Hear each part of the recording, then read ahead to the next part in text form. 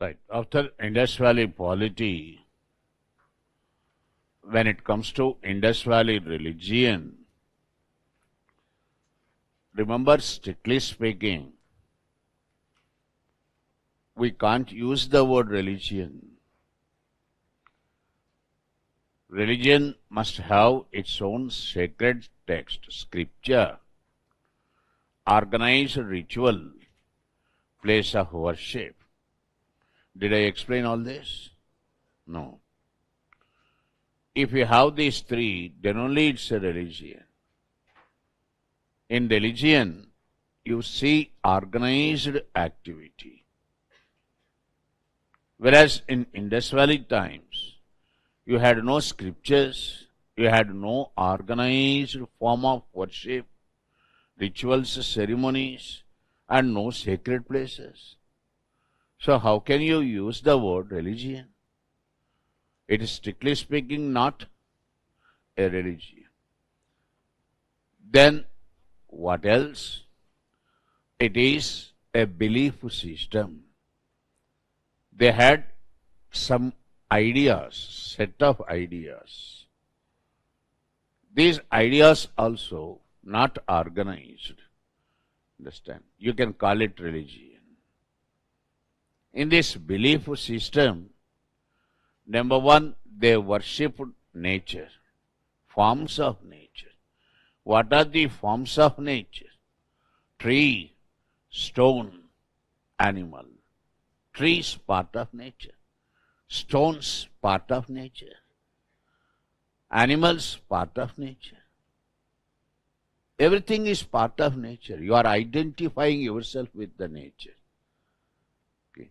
That's why in our day-to-day life also, we we give lot importance to the tree. We are emotionally connected with the tree also. Okay. Neem tree of quite old age. Okay. No, quite a long time it has been there. Okay. We don't allow this tree to be cut. Okay. When the tree was cut, I remember in my house, okay, my grandmother observed fasting. Understand? She could not digest it. You understand? Very old tree, very big tree. Okay. It had seen ages. Right. You are emotionally connected with the trees. This emotional attachment with your nature is a form of worship. Morning when you go for walk in Rajendra Nagar also, in Sindhi Park and Nehru Park, okay, you see people hugging tree. I don't know whether you observe it or not. Okay. Tree, it observes your tensions. It also carries your, it also carries its, expressions. Disproved. Right? So you are one with the nature. This is Indus Valley form of worship. That's why they considered people tree sacred. People tree. In Indian religions, every religion sect has a sacred tree. You know this. People tree is sacred for the Buddhists. Right. Similarly, banyan tree is sacred for the Hindu. Sal tree for Jains. Ashokan tree for the Ajvikas. Okay. So this form of worship, worshipping tree, stone. We worship stones also. It's part of worship. Okay. We express our love for the nature. Animals, humped bull. Bull is a sacred, royal bull. That bull, in our mythology, finally we made it vehicle of Shiva. Understand? Shiva Vrishabha Vahana. Nandi is the vehicle of Lord Shiva. Okay. And they also worshipped secret organs. Secret organs of human beings, symbolic expressions for creation. Shivalinga is nothing but phallic. A communion of male and female secret organ is a Shivalinga, a symbolic expression for creation. On the point. This is the essential aspect of Indus Valley belief system, number one. They worshipped snakes, Naga cult, worshipping cobra. Understand? Even today it is part of our system. You go to Shiva temple, my dear. In Shiva temples you see communion of Nagas. Communion of Naga is symbolic expression for progeny. You have no children, you worship that. This is what is Tantra, part of Tantra Shastra. Okay. Symbolic expression. Understand? They worship Naga. How do you know they worship Naga? Are go to site Gumla. You remember I told you Indus Valley site Gumla? Pre-Harappan site. There you have evidence for worshipping Nagas. Naga, I mean cobra. Snake worship. Okay. Then come to Mother Goddess. Mother Goddess, most striking aspect of Indus Valley belief system. Mother, in South India, every village will have one goddesses. North, it is male-dominated society, you will have village god. Are you understanding? Village god in the north. In the south, for every remote village, you will have one goddesses. We call Amma. Okay, Ankalamma, Poleramma, Kattalamma, Chettalamma, all Ammas. Each Amma stands for one purpose. You are ridden by some problem, ridden by disease, you are bedridden. Okay. Then we call Dukalamma. Amma take care of us. Understand? Crops not failed. Again you go to village goddesses. Any problem, you are connected to village goddesses. Your DNA connected to your village goddesses. Got the point? You must have seen the movie Kantara. Essence is that only. Got the point? Fantastic movie. Brilliant. Concept-wise. Yeah. Mother Goddess. Okay. Concept Mother Goddess, I told you, best illustrated in terracotta figures, clay dolls. Okay. Invariably, you use only clay for making the Mother Goddess image. Right. Where actually this concept originated? Was it native? Okay. In most of the regards, you see, Indus Valley civilization influenced by Mesopotamian civilization. I mean Iraq. Okay. In Mesopotamia, you had the tradition of worshipping Easter, goddesses Easter. Okay. This tradition of worshipping Mother Goddess must have been an extended form of that. Indus Valley people must have borrowed the concept from Mesopotamia. There in Mesopotamia, you have the tradition of worshipping goddesses Easter. Right. The only god, Pashupati. I told you, we don't know the name of the god. We call him Pashupati. What's the exact name given by Indus Valley people? We have no idea. We call him Pashupati. Pashupati Mahadev. Understand? They also worship half lion and half man-shaped form. Above the waist, lion. Below the waist, man. Just like our Narasimha avatar. You must have seen Narasimha. Narasimha avatar. This also, I am telling you, my dear, comes very close to that of Mesopotamian legendary hero Gilgamesh. Legendary heroes. In our Indian history, we have legendary, not history, mythology, legendary heroes Ram and Krishna. Legendary heroes. Just as that, in Mesopotamia, you have the legendary hero Gilgamesh, half lion, half man shape. They worshipped him also. They believed in bhoot, pret, pishach, evil spirits. They believed in future birth of the soul. To keep yourself away from the effect, evil effect, they used to wear chains, magical chains. Right? This is all part of Indus Valley belief system. Remember, the wording is very important. Forms of nature. When you go to the next chapter, Vedic civilization, forces of nature, not form of nature. Fundamental difference. Now you go to Indus Valley art. What is so important about Indus Valley art? Art, if we observe the art forms, you know the technical perfection they achieved.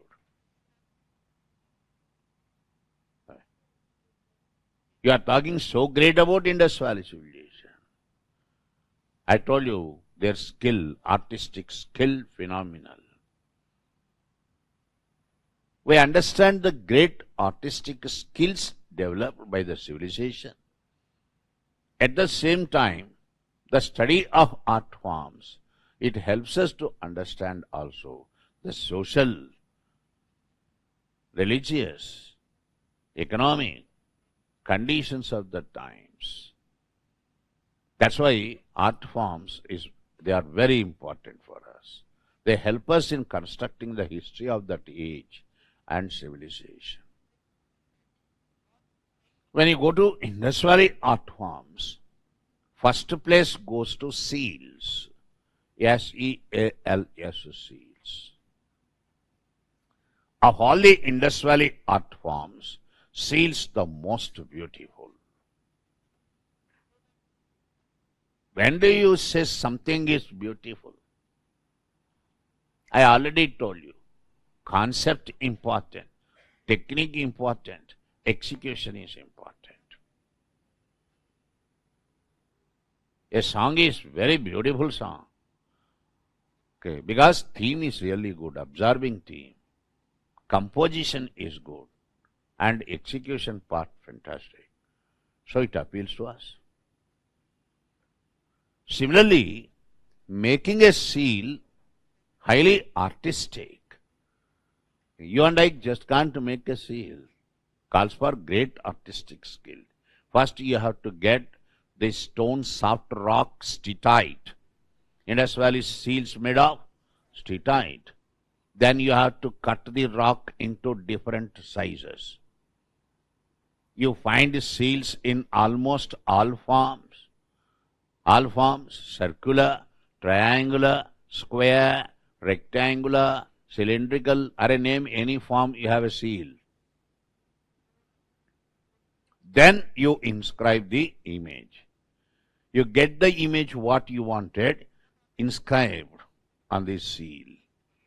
This is something, the most difficult part of making the seal. I told you already, you see the photographs of the, your NCRT, photographs in your NCRT textbook. Humped bull, majestic bull. It's only photograph. Go to Indus Valley site, take the seal into your hand. You will be damn excited. You are looking into the seal of 3,500 years old. Your eyes can't believe it. How he could derive the image with life, rigor and strength. That's why Indus Valley art most beautiful. Are you understanding? You used the word life. Bull is not moving. ऐसा नहीं है. Life means anything that attracts you, it has life. Got the point? It may not move, it may not dance with you. Understand? But it is attracting you. It is not allowing you to turn your face off. Got the point? That means it has life in it. Yeah. When I saw Nataraj, I was awestruck. Arey, what image? Huh? Fantastic image. Nataraj image. Just kept staring at the same image for 5-6 minutes like that. Means there is something attraction about it. That means it has life. Got the point? Indus Valley art, you see, it exuberates life. Seals the most beautiful. Nearly you have 2000 seals found so far. Most of the seals are in square shape. These are the questions given. I told you bull sacred for the Indus Valley people. But what is really interesting is, in these seals, most of the seals are found humpless bull, not humped bull. Humped bull sacred. I told you the seal, humped bull seal, you find it in Harappa. But in most of the seals we come across humpless bull. This is what is really interesting. You have fish there in the seal. Fish is the sign of prosperity. Understand? Indus Valley seals' importance, they help us in constructing the chronology of IVC. Today, you are in a position to say Indus Valley civilization comes under 2500 to 1750. On what basis you say this? Direct question in civils. There is one text, Gazette of India, Volume 2. Gazette of India, Volume 2. There is one sentence. Indus Valley chronology is fixed on the basis of the seals found in Mesopotamia. The seals found in Mesopotamia, they are the most beautiful. They come under the highest stage, Harappan stage. I told you, third stage of the evolution of Indus Valley civilization, Harappan stage. Okay. Seals of Harappan times, you find more in Mesopotamia. It's on the basis of the seals found in Mesopotamia, which belong to the third stage, you are in a position to say Indus Valley civilization comes under 2500 to 1750. That's a categorical statement. Statement lifted. They did not change even an alphabet. Same question, same statement given as a question. So you are in a position to fix the chronology of IVC on the basis of Indus Valley seals found in Mesopotamia. Chronology is fixed. You are constructing the trade and commercial history. Okay. Indus Valley seals found in Mesopotamia means they had definitely trade and commercial contacts with Mesopotamians. Okay. Belief system, you see Pashupati. Where do you see Pashupati? In the form of a seal found in Mohenjo-daro. This way seals help us in constructing the history of IVC. Next to seals, you have terracotta figurines. Terracotta means clay. Clay dolls. Okay. These clay dolls, they are meant for kids to play. Dolls are meant for kids to play. In my village, in my childhood, right, we used to go to our village potter. We used to give him rice. Okay. Very next day he would give us dolls, clay dolls. We used to play with them. Yeah, fantastic, really. Yeah. Today you see the children, yeah, they are playing with toys, not dolls, toys. Toys, okay, destructive. Machine guns, firing. Understand? Different types of toys.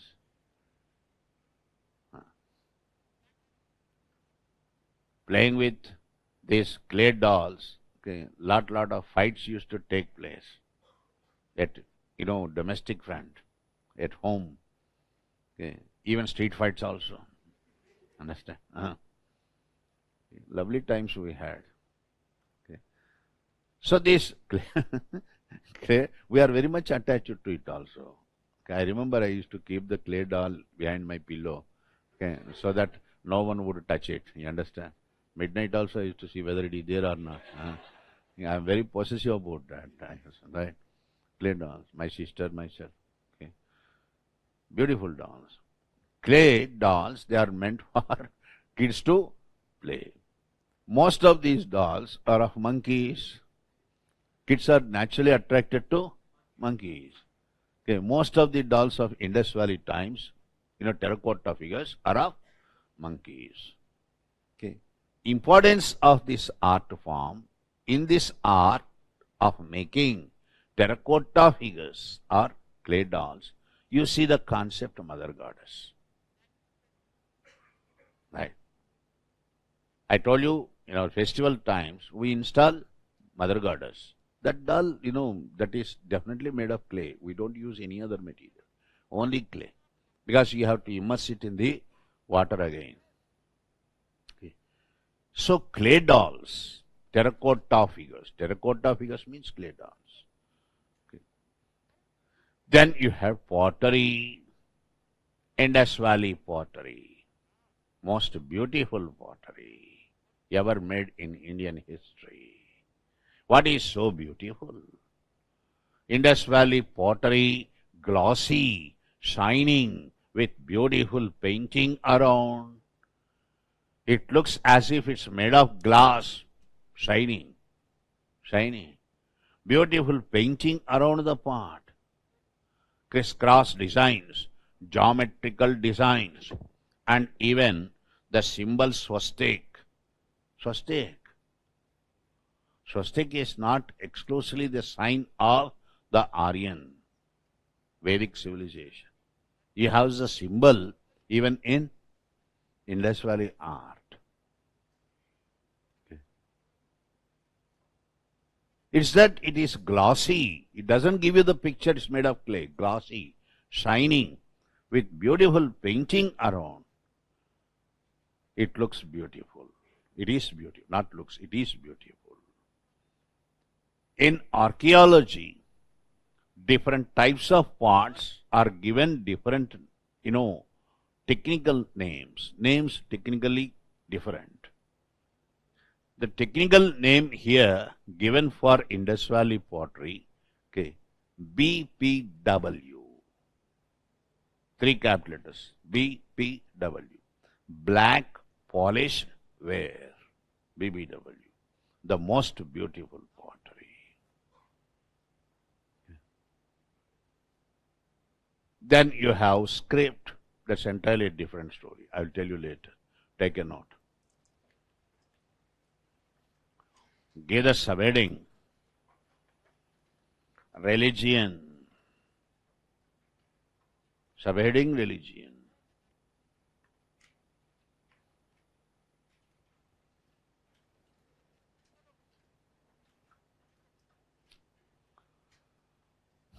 Strictly speaking, continue the dictation. Strictly, S-T-R-I-C-T. Strictly speaking, comma. It was more a belief system. It was more a belief system than a religion. Belief system than a religion. Full stop. Indus Valley people had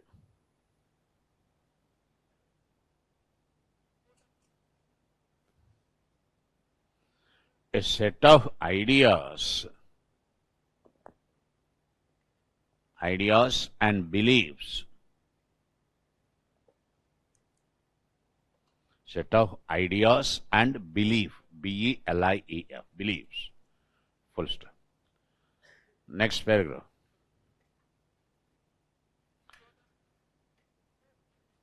worshipping the forms of nature.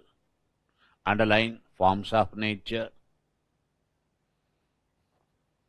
Worshipping the forms of nature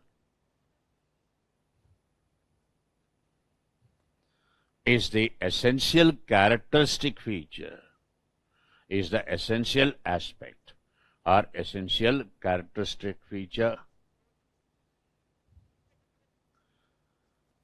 of the belief system,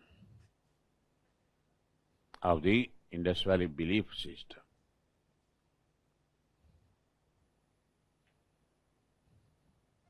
Full stop. Under the system they worship,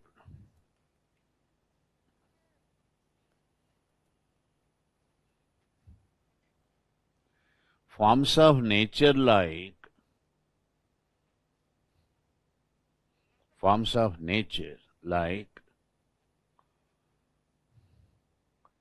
trees, stones,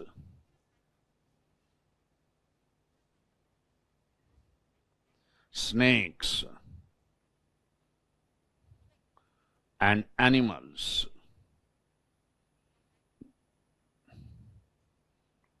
Full stop. People tree. People. You know people tree? People tree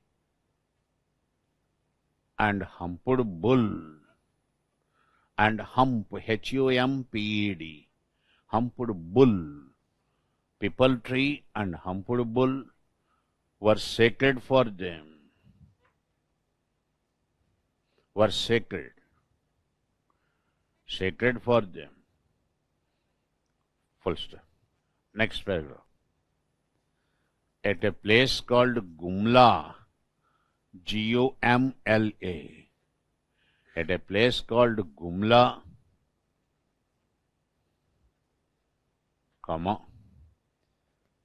a pre-Harappan site,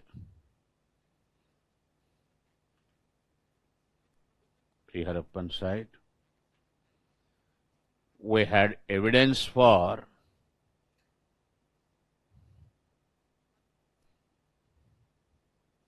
snake worship. Evidence for snake worship. Full stop. Next paragraph.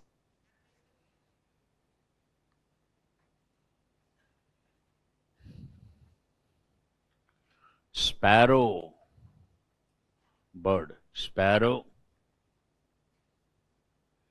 was a sacred bird. Sacred bird for them, for Indus Valley people.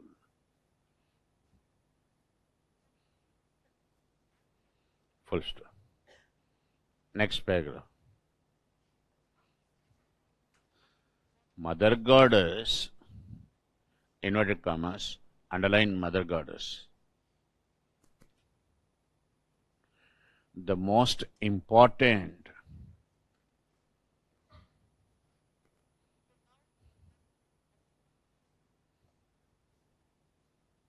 form of worship,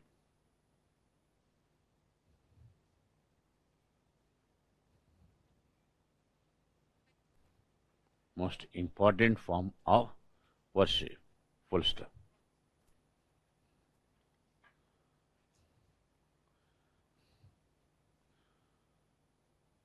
Mother is being projected as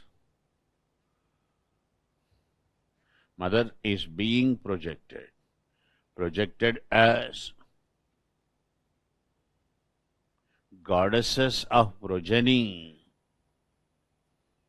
goddesses of birth, progeny, prosperity,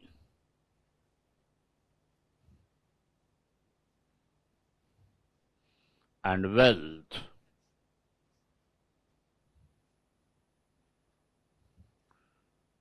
Full stop.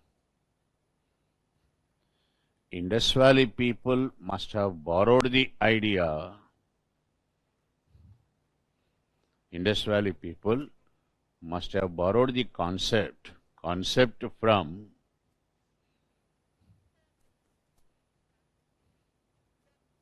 Mesopotamia,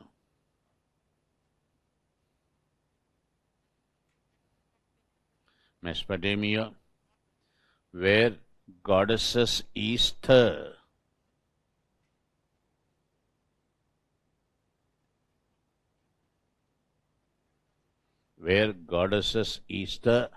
was worshipped. Easter.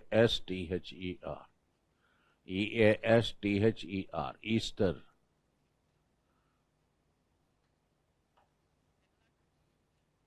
EAS.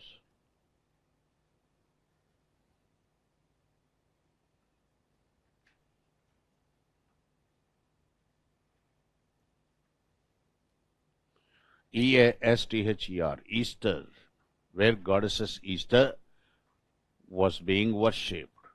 Full stop. Next paragraph. The only male god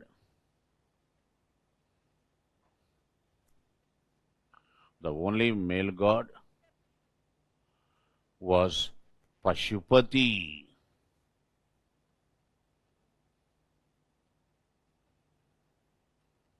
Full stop. They also worship, next paragraph, they also worship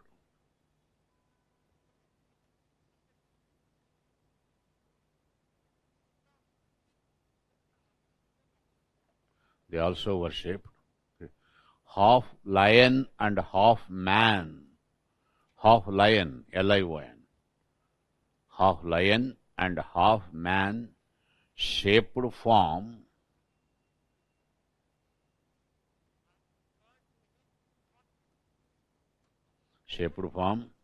called Gilgamesh.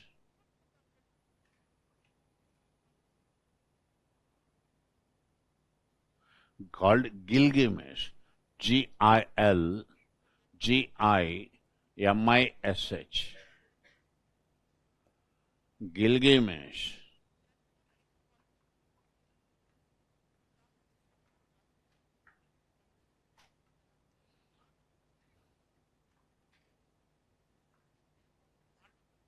Gilgamesh. Gilgamesh.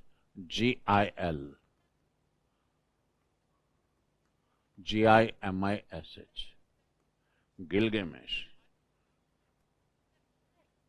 Gilgamesh,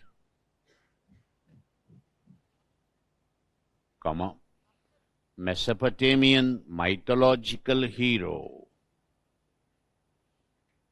Gilgamesh, Mesopotamian mythological hero.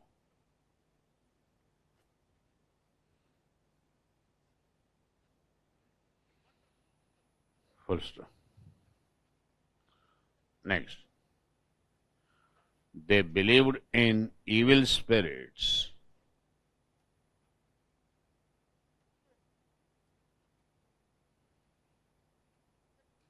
And life after death. Life after death. Full stop. To protect themselves from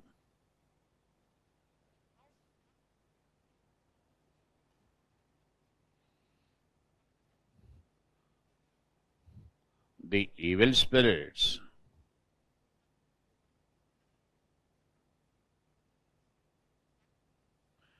they used to wear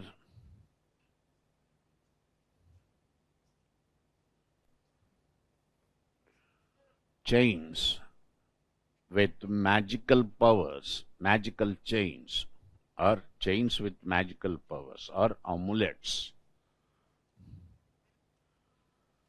Full stop.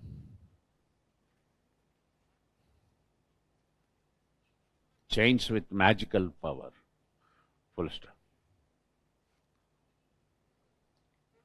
Give the subheading Indus Valley art. Art forms.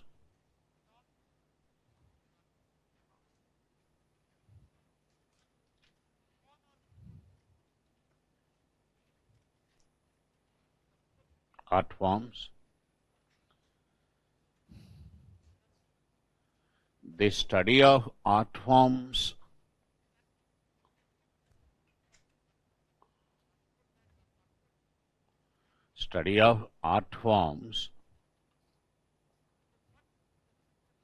is important for us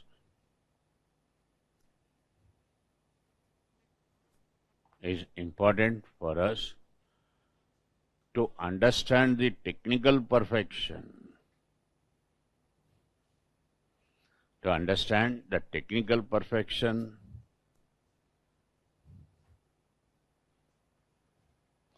achieved by the civilization,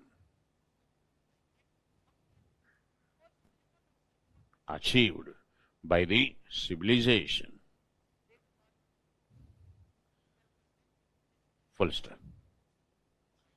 Further, FURTHER, further, comma, art forms also help us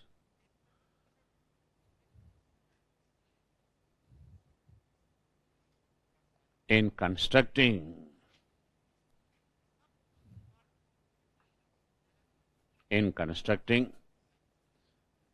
social and cultural history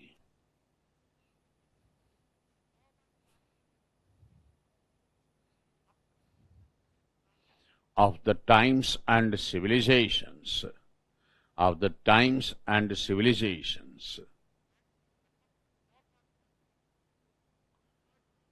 full stop.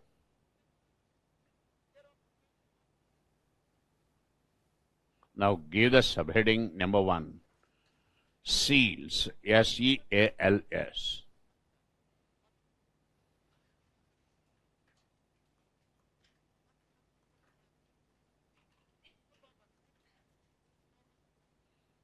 Seals. They are the most beautiful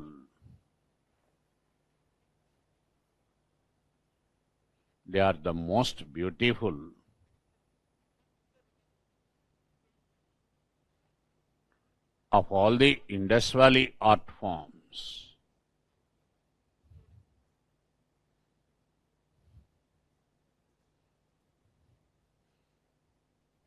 Full stop. They are made of, mark it important, they are made of steatite, STEATIT. Seals made of steatite. You got questions on this. Seals made of steatite, comma, a soft rock, ROC, rock, procured, PROCURED, procured from Vindhya mountains,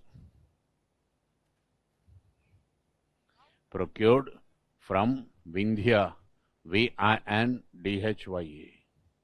Vindhya mountains of South India. Full stop. Next paragraph. Nearly 2,000 seals found so far. Nearly 2,000 seals found so far. Full stop. Next paragraph. They were made in almost all the shapes. Indus Valley seals were made in almost all the shapes. Almost all the shapes, circular, square, rectangular, triangular, and cylindrical.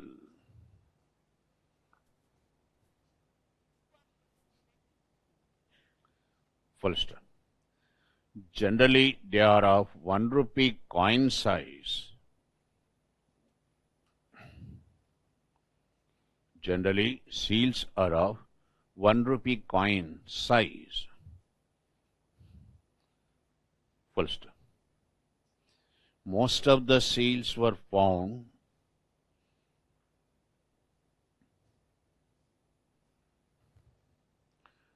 most of the seals were found in square shape. In square shape. Next paragraph. Interestingly,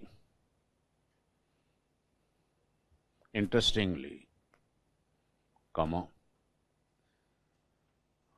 in most of the seals we find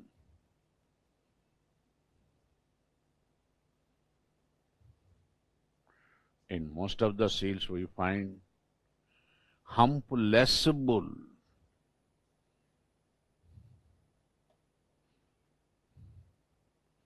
Not humped, humpless bull.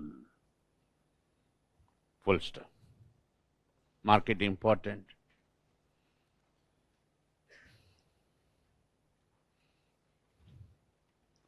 Next paragraph. Seals help us in constructing. Seals help us in constructing the chronology of IVC. Chronology, time span. Chronology of IVC. Mark it important. It was on the basis of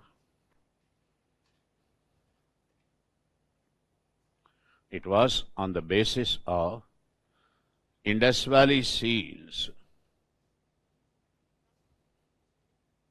Indus Valley seals found in Mesopotamia.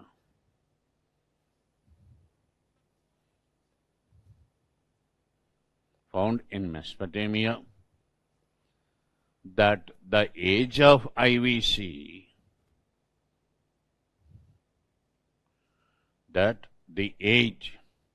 of IVC, was fixed between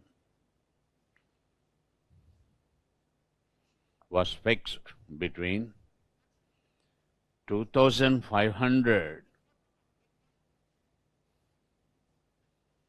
to 1750 BC.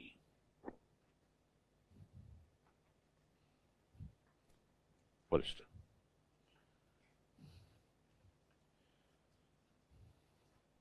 Next paragraph. Seal of Pashupati Mahadev. Seal of Pashupati Mahadev found in Mohenjo-daro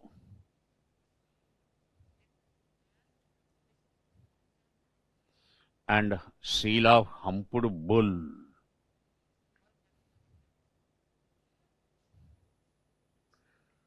found in Harappa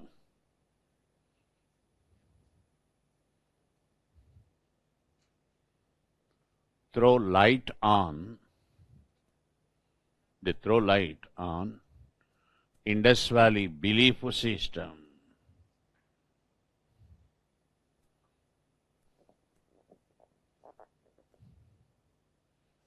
Full stop. Seals belief system. Full stop. Seals further help us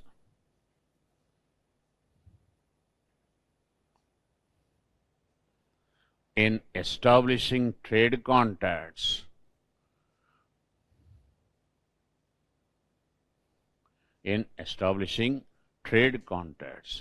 between IVC, Indus Valley Civilization, and other contemporary civilizations.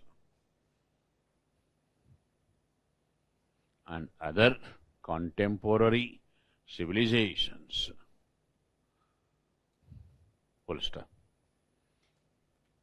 That's enough on seals. Now give the subheading terracotta figurines. Figurine or figure.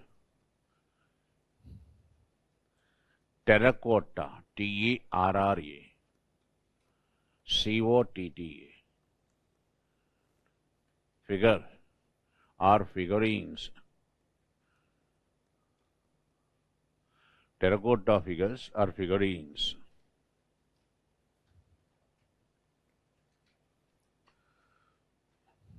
They are made of clay. Terracotta figures made of clay.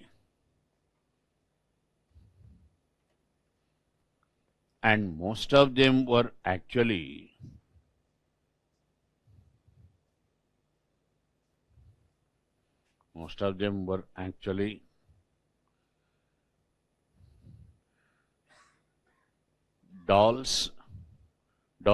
dolls meant for kids to play.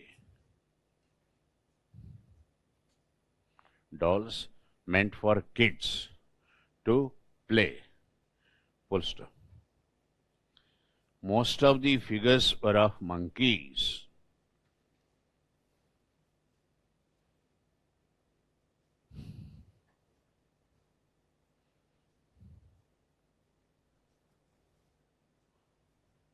Full stop. Most striking aspect of the figures is striking aspect of the figures is they explain the concept, they illustrate, correct word, illustrate. They illustrate the concept, Mother Goddess. They illustrate the concept, Mother Goddess, inverted commas. Full stop. Next, give the subheading, pottery.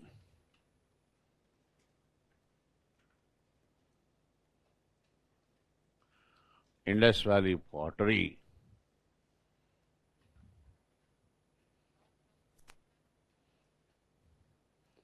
The most beautiful pottery ever manufactured.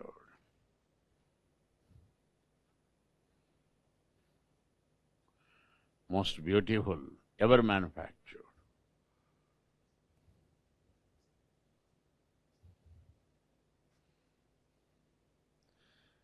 It is characterized by pottery, characterized by glossy and shining quality, glossy and shining quality, with beautiful painting around,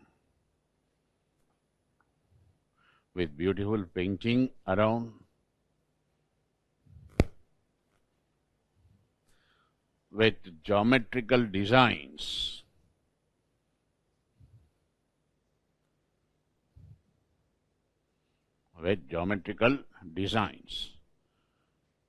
Full stop.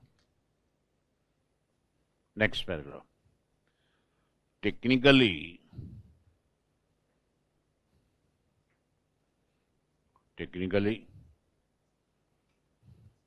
it is called BPW, 3 capital letters, BPW,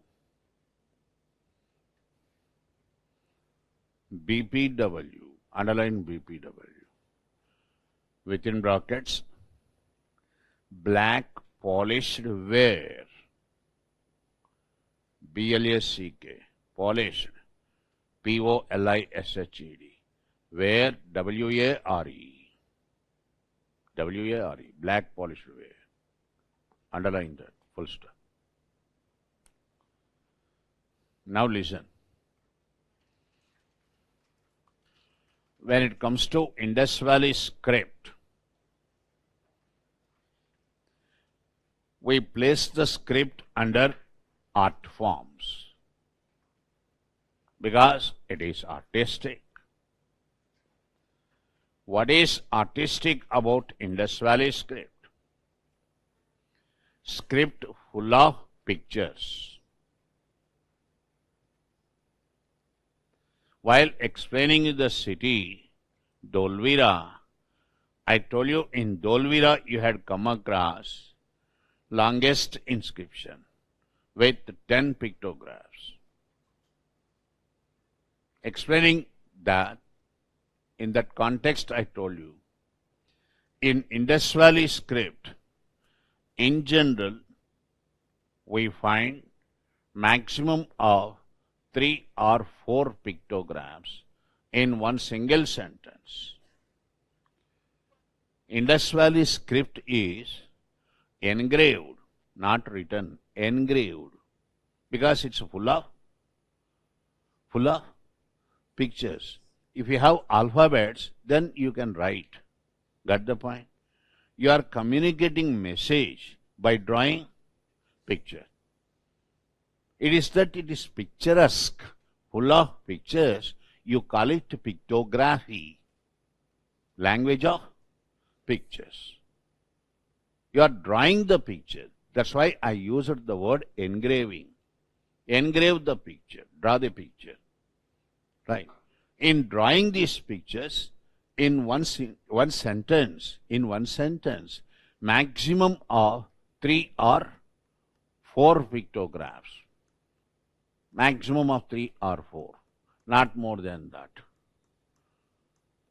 Right. That's how this script looks. Maximum of 3 or 4 pictographs in one single sentence. Then how you have to look at it? What's the way it's written? In prehistoric times, civilizations had their own way of, writing, their own scripts. Mesopotamian script, invariably it goes from right to left, right to left, right to left. This is Mesopotamian script. Top to bottom, Chinese script. They write top to bottom. Are you understanding? Indus Valley script, the style is called Bostrofedon. Bostrofedon means right to left and left to right, and again right to left. Are you understanding? If you are looking at Indus Valley script, Mesopotamian script, you have to look at it what? I said Chinese. Right? Indus Valley more complicated. Sorry. Get the point? It is written in that way. You call it as Sarpalekhana. Snake, the way snake moves. Sarpalekhana. How do you know? It's this way you have to look at it. If you look at it this way, then only you will derive something. Otherwise you can't make out. Otherwise you can't make out anything. Are you understanding? I already told you it's just like going to a modern painting exhibition. Got the point? You can't read the Indus Valley script. The problem is that they have written it this way, and to complicate further our task, not only pictures, don't get carried away by this. It's not a categorical statement. In between the pictures, you see, in between the pictures, you have immatured alphabets also. Immatured alphabet.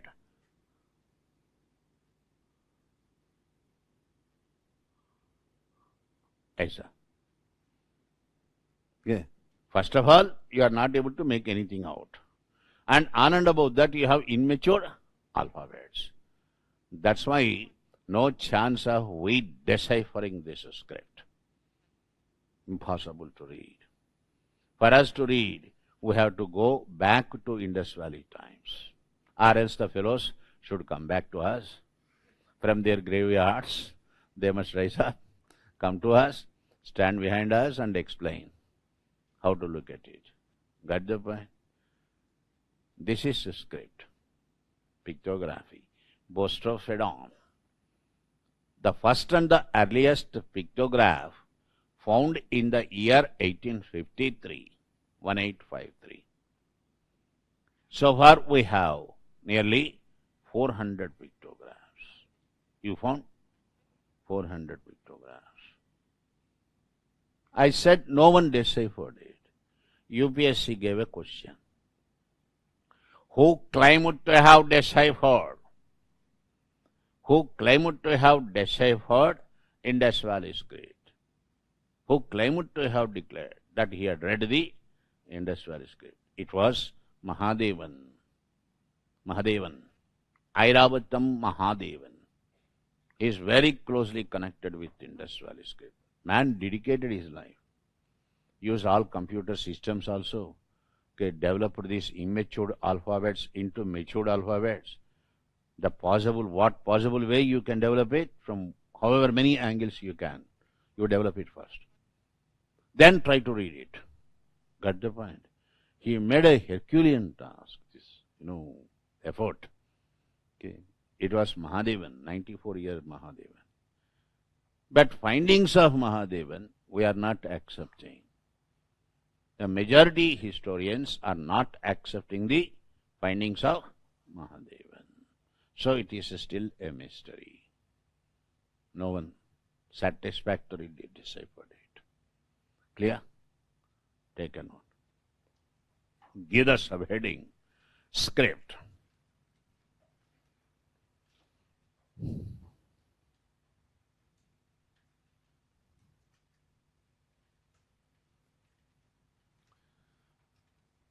It is called pictography.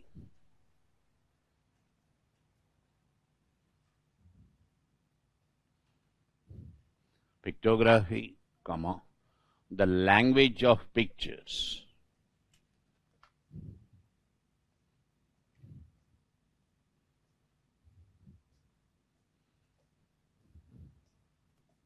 Language of pictures. Full stop.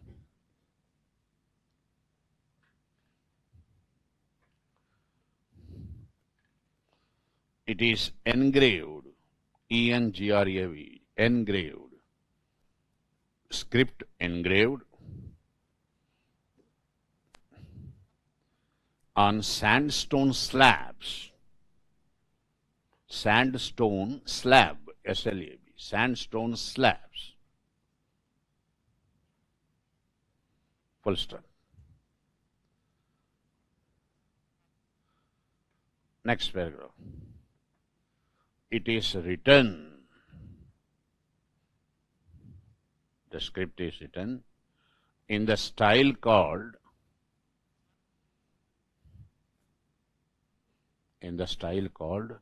Boustrophédon.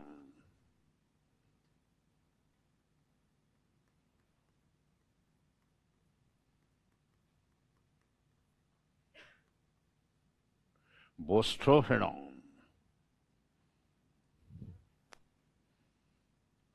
Within brackets, right to left, comma, left to right, and right to left. Clear? Right to left, left to right, and again right to left. Brackets close. Okay. The style otherwise called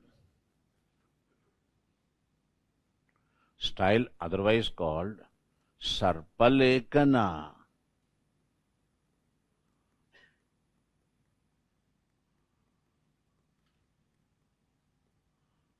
Sarpalekana, the way snake moves. Underline Sarpalekana. Full stop. Next. In every sentence we find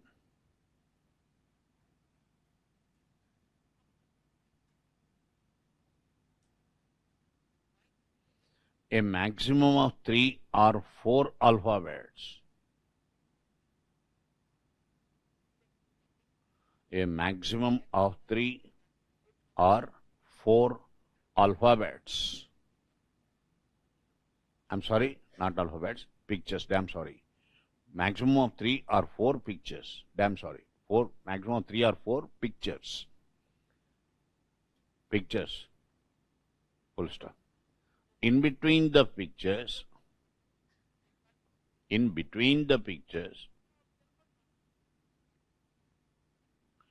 we also see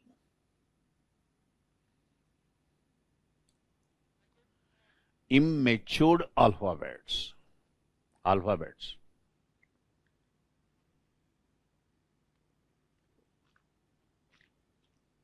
Full stop. Next paragraph.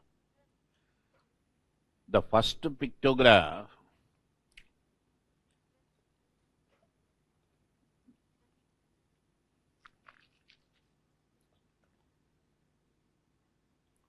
was found in 1853. 1853. Full stop. There are nearly 400 pictographs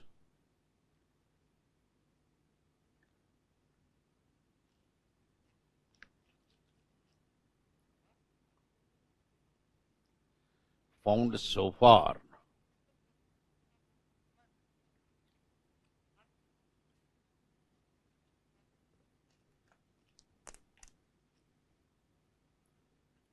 Next.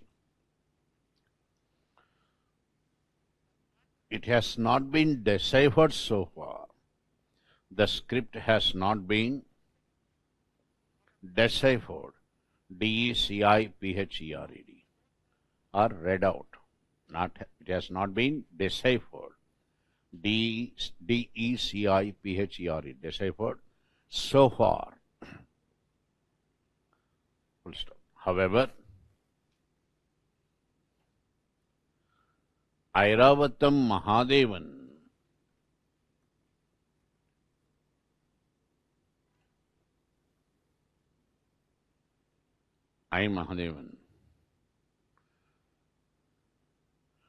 claimed to have deciphered it. Claimed to have deciphered it.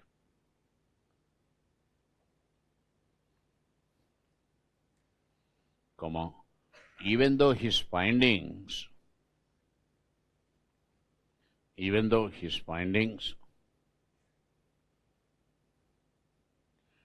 not accepted by majority.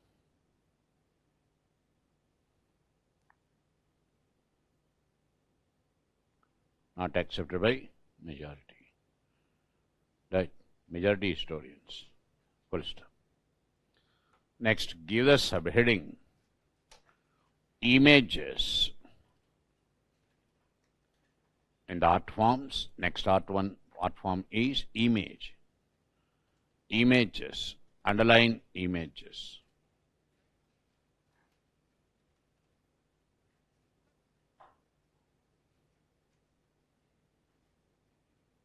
They excelled in the art of E-X-C-E-L-L-E-D. I mean perfected. They reached perfection. Excelled in the art of making bronze images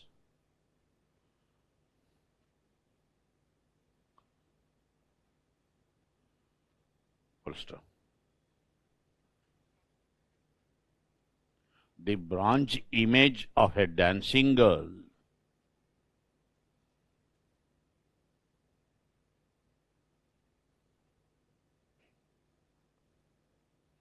found in Mohenjo-daro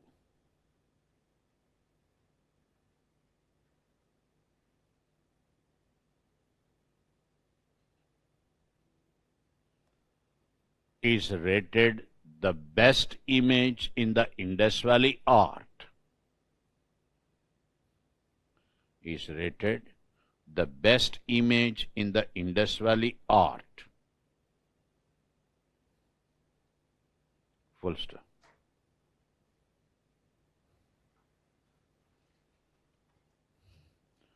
The image of a bearded man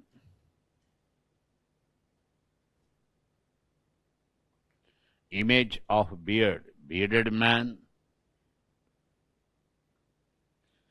made of steatite, S-T-E-A-T-I-T, steatite, found in Mohenjo-daro,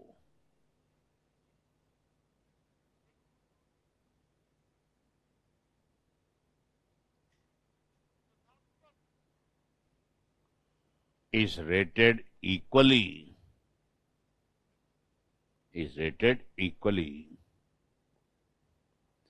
great in its standards, great in standards.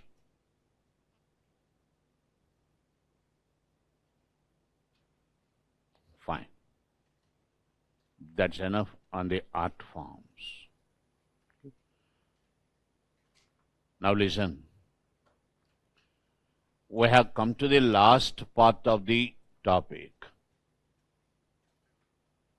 In this last part of the chapter, Indus Valley Civilization, we have to answer two questions. Question number one: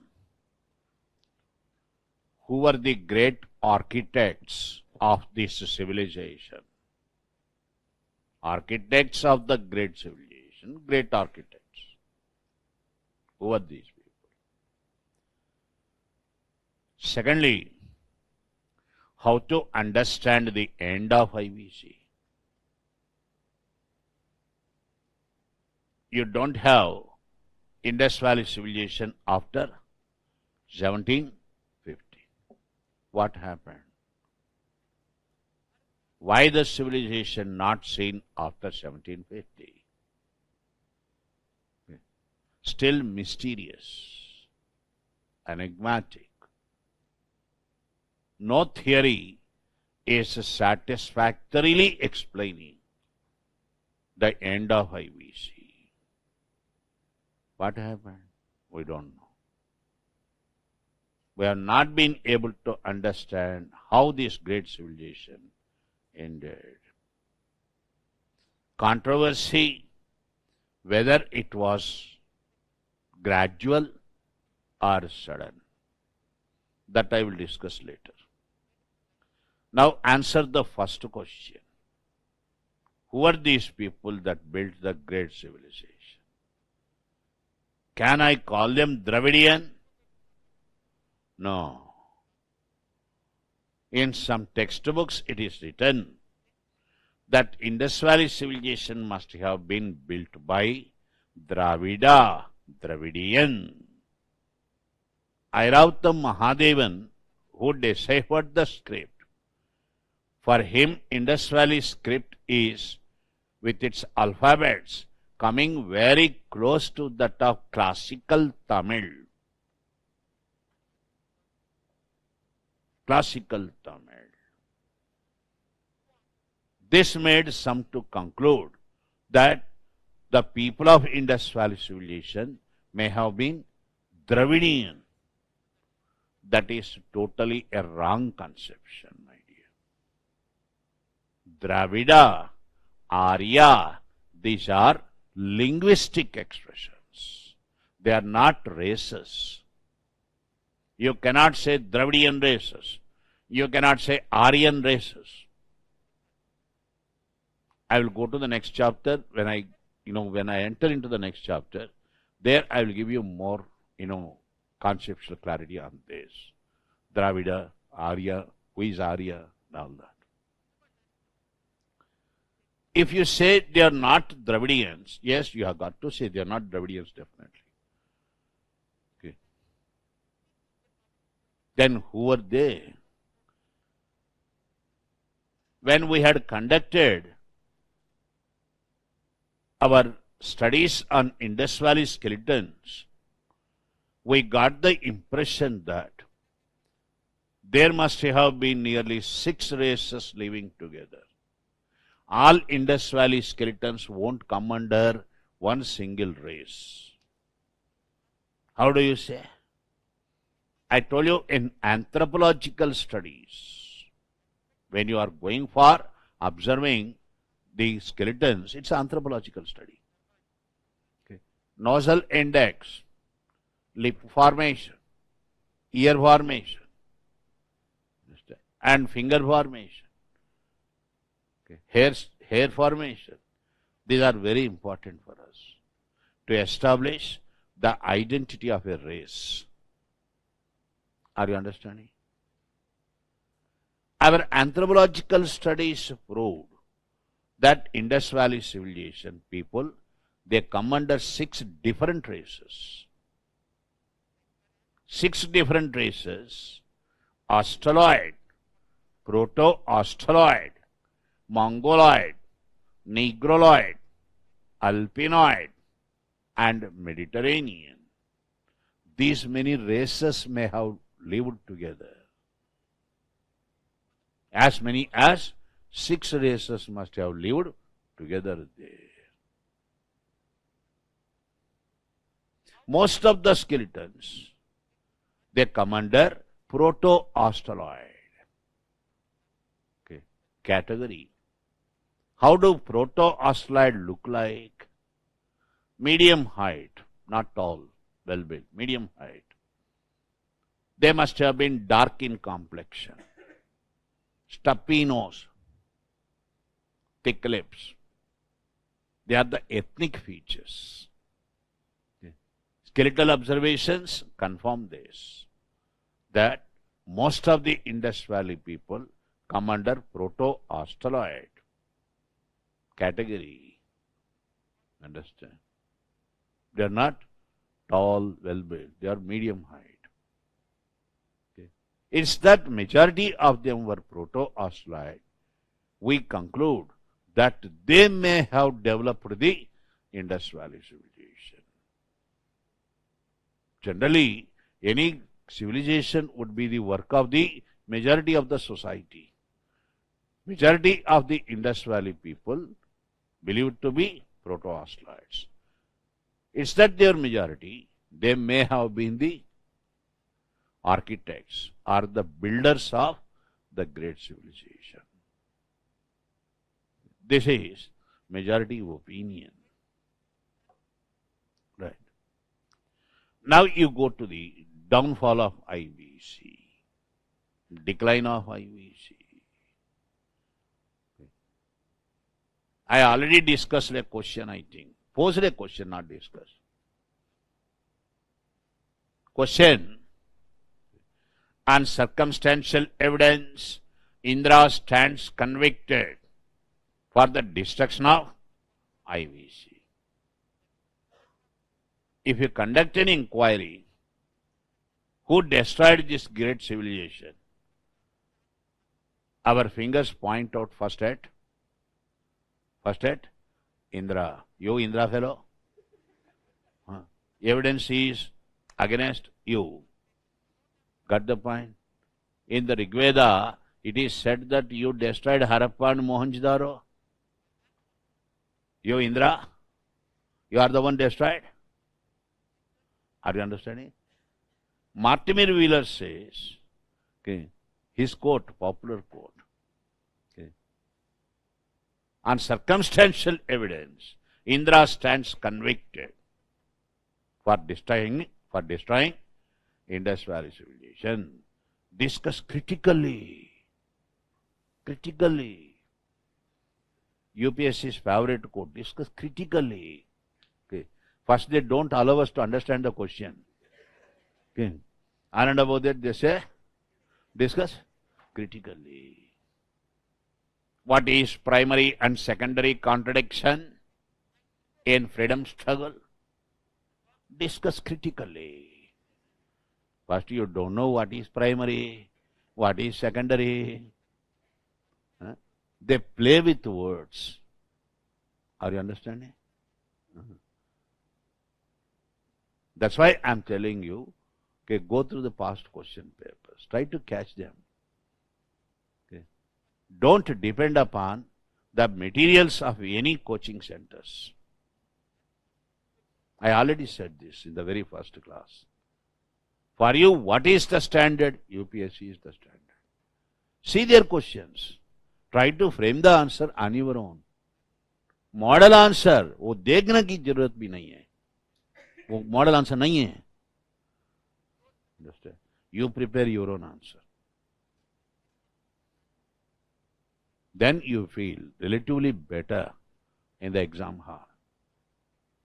Otherwise, you will definitely be facing it a problem. It's tough exercise, but you have got to do it. Right.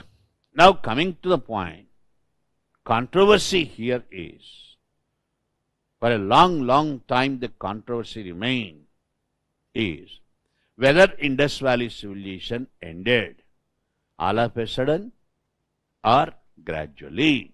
That's the controversy. On what basis you say civilization may have ended all of a sudden? Sudden end of IVC. For a long time we believe, yes, Indus Valley civilization ended all of a sudden. On what basis? On the basis, number one, I already told you, no Indus Valley city continued after 1750 BC. As if something happened. Chronological observation, you see, radiocarbon dating method we do, C14 test.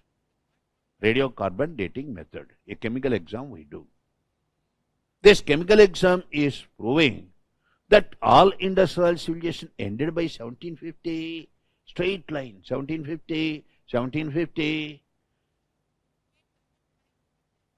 If cities ended by 1750, means definitely it was sudden. It was sudden. This is one, point on the basis of which we concluded that it must have ended suddenly.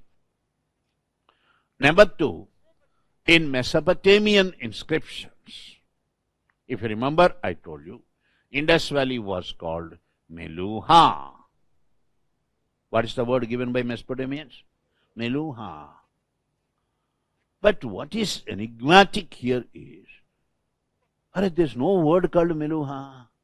No word called Meluha in Mesopotamian inscriptions after 1750. Amazing. You don't see the word Meluha in the Mesopotamian inscriptions after 1750. The Mesopotamian fellows, they knew what happened, but they are not telling. Got the point? They continued to survive. They traded with Indus Valley. When they are not mentioning the word Meluha after 1750 means, they definitely had the knowledge of, what had happened in the Indus Valley zone, but they have not recorded it. This is surprising. Thirdly, when I enter into the city Mohenjo-daro, I told you, in the heart of the city Mohenjo-daro, you had great bath, a swimming pool-like structure. Okay. Around this great bath, you find dead bodies, human skeletons with inflicted injuries. Heart of the city, you find dead bodies, human skeletons with inflicted injuries. Means the end of the civilization sudden or gradual? Definitely sudden. Karol Bagai bhai, we have all come for class. Suddenly something happened. God forbid nothing to happen. I am giving an evidence, example like that. Okay. I remained just like this in my chair. You all remain like that only. Okay. Right? After 1000 years, some John Marshall came for excavation. Okay. He had come to the third floor, this floor. अरे ये classroom दिख रहा है पूरा, ये लोग को क्या हुआ भाई? They are all poor fellows, students, right? Come for the class. This fellow sitting here is the teacher. Understand? Something happened. right? That means it's a sudden or gradual? Definitely sudden. When we are conducting excavations in Harappa and Mohenjo-daro, okay, in the debris, not debris, ऐसा silent होता है उधर, pronunciation में wrong है वो, debris debris बोल, debris नहीं है वो, डेब्री है. Get the point? That's the problem with English. English, with all my love for the language, I should say, it has no mother and father. That's the problem. What is the mother of English language? Okay, you will understand all that later. Okay, the fellows play with us, dirty fellows, you understand? We write like that. Okay, we pronounce it debris. माने तो वो, हमको बदनाम करते हैं. They laugh at us. Yes, silent there. When F is silent there, why have you written it? Useless fellow. Yes, silent है. मगर क्यों लिखा है उधर? मैं लिखते हैं ऐसे मगर प्रोनाउंस नहीं करते. That means these fellows' attitude, you see, what they speak, they don't write. Right? What they write, they don't speak. What they do, they don't tell us. What they talk, they don't do. Okay, hypocritical. Understand? Horrible French. Understand? Their language, it's very difficult. Okay, we don't know where to make the word silence and where to utter it. Understand? Anyway. So here in Harappa and Mohenjo-daro, in the debris, you see that bodies, dead bodies hanging. Dead bodies hanging. Definitely something sudden happened. This is the basis for the theory sudden end of IVC. Supporting the idea sudden end of IVC, you had further developed the theories. Theories, number one, Aryans invaded India. You understand?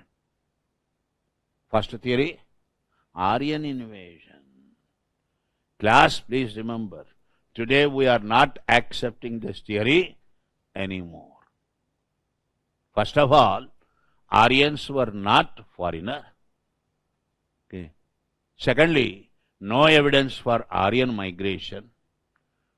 First they said Aryan invasion. When we asked for evidence, they said invasion nahi hai, migration hai. फिर we asked for evidence. Migration bhi nahi hai, maaf karna. You understand? So this theory, Aryan invasion and Aryan migration, the both theories are refuted. Today we are not accepting these two theories. Okay. For a long time, until just, even decade ago, until decade, I mean 10 years ago also, we continue to believe Aryans must have caused destruction to Indus Valley civilization. War-minded, ill-tempered fellows. Wherever they go, they cause destruction. Understand? That's one reason why Hitler glorifies. We the Germans were born into Nordic and Teutonic races. We are born to rule the world. Who caused world wars? European countries caused world wars. Asian countries never cause war. We believe in construction. Modi absolutely right. We gave world Buddha, not Yuddha. That's right. Okay. Now coming to Indus Valley civilization and the role of Aryans, the theory says that Aryans entered into Indus Valley zone. They destroyed the Indus Valley cities. First evidence, Indra. You Indra fellow, you destroyed Harappa and Mohenjo-daro. Rigveda is telling, the text itself is an evidence that you caused destruction to Harappa and Mohenjo-daro. Now in the line next to Indra, Agni, Rigveda is also telling us that Aryan god Agni burnt the Indus Valley cities. Yo Agni burned the Indus Valley cities. Rigveda is full of prayers. Prayers to Indra to destroy the Indus Valley cities. Agni to burn the Indus Valley cities. So, destruction may have taken place. Rigveda is also telling you there were wars between Indus Valley people. It doesn't say Aryan, but foreigners, definitely. On the banks of river Yajavati, wars. So, destruction must have definitely taken place. Okay. Today, all these ideas and theories proved totally wrong. Aryans had not caused destruction for IVC. First, Arya is a linguistic term, not a racial term like that of Dravida. People speaking Indo-European languages, you call them Aryan. Okay. They are not from outside. Rather, migration was from inside to the outside.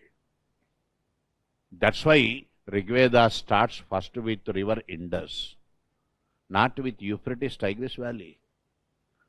Got the point? This is, manipulation of history. This is distortion of history by some of the European scholars. Are you understanding? That Aryans came from outside. Aryans came from outside. Aryans came from outside. They deliberately promoted this theory to create differences in the Indian society. You white-skinned Indians, you are all Aryans. You dark-skinned South Indian fellows, you are all Dravidians. So fight with each other. Arya Dravida. Are you understanding? That serves the purpose, divide and rule. This is definitely distortion of history. No evidence. There is migration of Aryan. There is invasion of Aryan. Aryans not responsible for the destruction of IVC. Arya, I will discuss this Aryan question when I go to the next chapter. Now, Aryans not destroyed Indus Valley civilization on the basis, number one, imagining, okay, Aryans invaded India. Theory says that they invaded India around 1500 BC. Whereas Indus Valley civilization ended by 1750 BC. Then what is there to destroy here? Fundamental question. Fundamental question. Indus Valley civilization ended by 1750. You say Aryan entered in 1500 BC. Okay. They entered India in 1500 BC after the destruction of 250 years. There is nothing for them to destroy. It was already destroyed. If you say it is destroyed, it's not destroyed actually. If you say it is destroyed, it is already destroyed. 250 years ago, before the advent of Aryans. Number two, the route followed by the Aryans. Route followed by Aryans, Iran, Afghanistan, Khyber and Bolan Pass. This is the route they follow. Do you have any Indus Valley city in this route? Then they had not come across any Indus Valley city in the route they followed to India. Are you understanding? If I am going via that route, via that place, there is possibility for me to cause destruction. Iran, Afghanistan and Khyber and Bolan passes. Whereas you have Indus Valley sites located much below, to the south of this route. Then how they get destroyed? Thirdly, if at all they destroy, Aryans make any city they destroy their habitated point. They will live there. But none of the Indus Valley cities had become the habitated points for Aryans. Did they stay in Mohenjo-daro? No. On the other hand, same Rigveda says, all Indus Valley sites, they are haunted places. Bhuta, Preta, Pishach. You fellows don't go to these places. Where is destruction here? Next, number 4. If they really cause destruction, okay, where are the weapons? When I say someone is murdered, an inquiry is instituted, then first question they ask is, where is the weapon? In Indus Valley sites, you had not come across weapons. Indus Valley people, at best they used knives. Knives for cutting vegetables, not for killing. Are you understanding? You cannot kill one with a knife. Please understand this also. By stabbing oneself with a knife, you cannot kill. It's not that easy. You may cause grievous injury. Okay. Are you understanding? Blood may ooze out of the body. Okay. Generally people die because of shock. Or stabbing or blood jar. He will go into shock. With that shock he will die. He will become weak. Okay. It's not that easy to kill. You require dagger, spear, sword to kill the person. Not that easy to kill.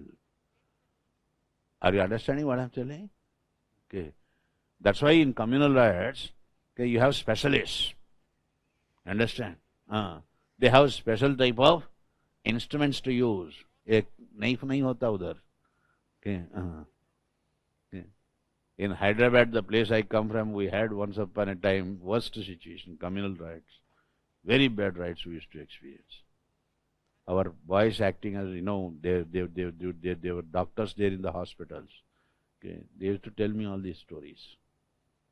So the experts, the fellows use different type of swords, cutting either neck, nerve or, some sensitive nerve of the body, causing grievous injury. Very difficult if you had cut here. Understand?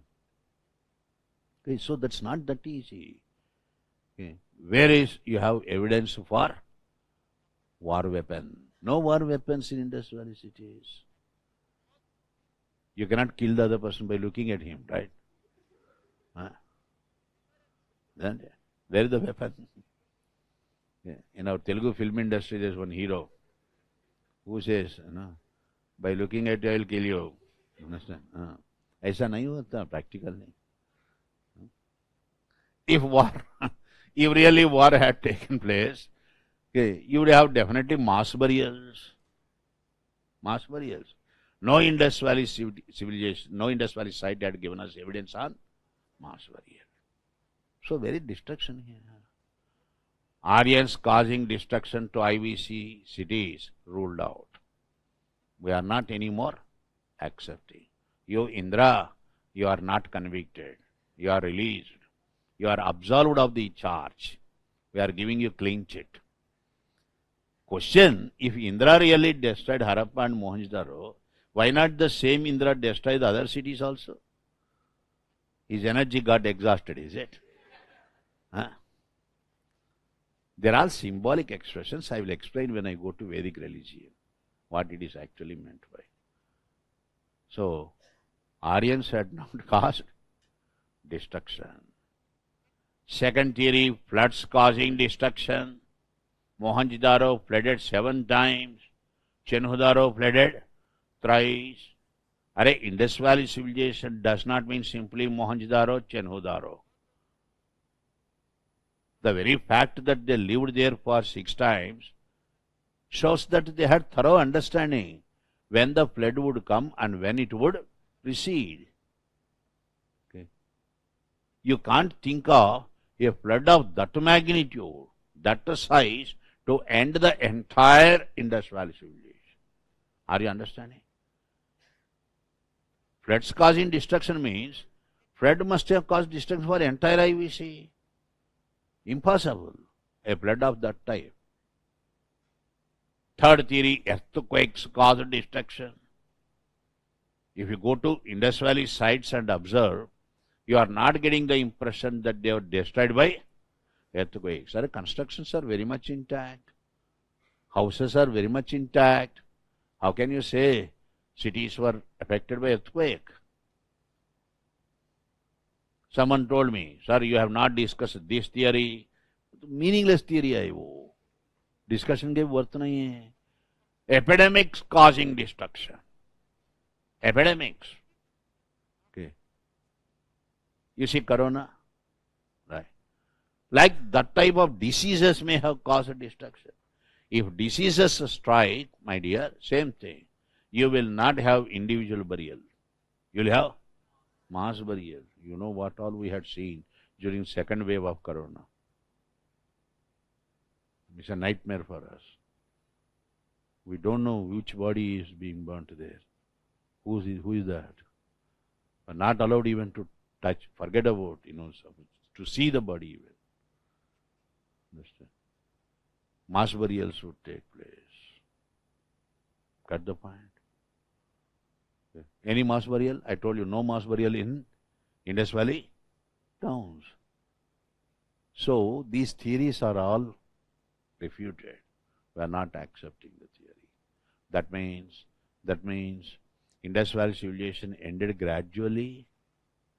If you say it had not ended suddenly, you are subscribing to the idea that it ended gradually. We are accepting it. Who says the gradual end? Who talks about the gradual end of IVC? E.J.H. Mackay. Mackay introduced the theory, ecological changes responsible for the downfall of IVC. Ecological changes take place over a period of time, gradually, but they would be detrimental. The way we are causing destruction to our nature already had sent us the signal, corona. Understand? We are really concerned about the future of our kids, our next generations. Poor fellows, how they would cope up with. Okay. What does Mackay's theory say? Mackay's theory says that there was less rainfall in the Indus Valley zone by 1800 BC. Are you understanding? How do you know? We ask Mackay, you are telling as if you were there, okay, that there was less rainfall in Indus Valley zone by 1800 BC.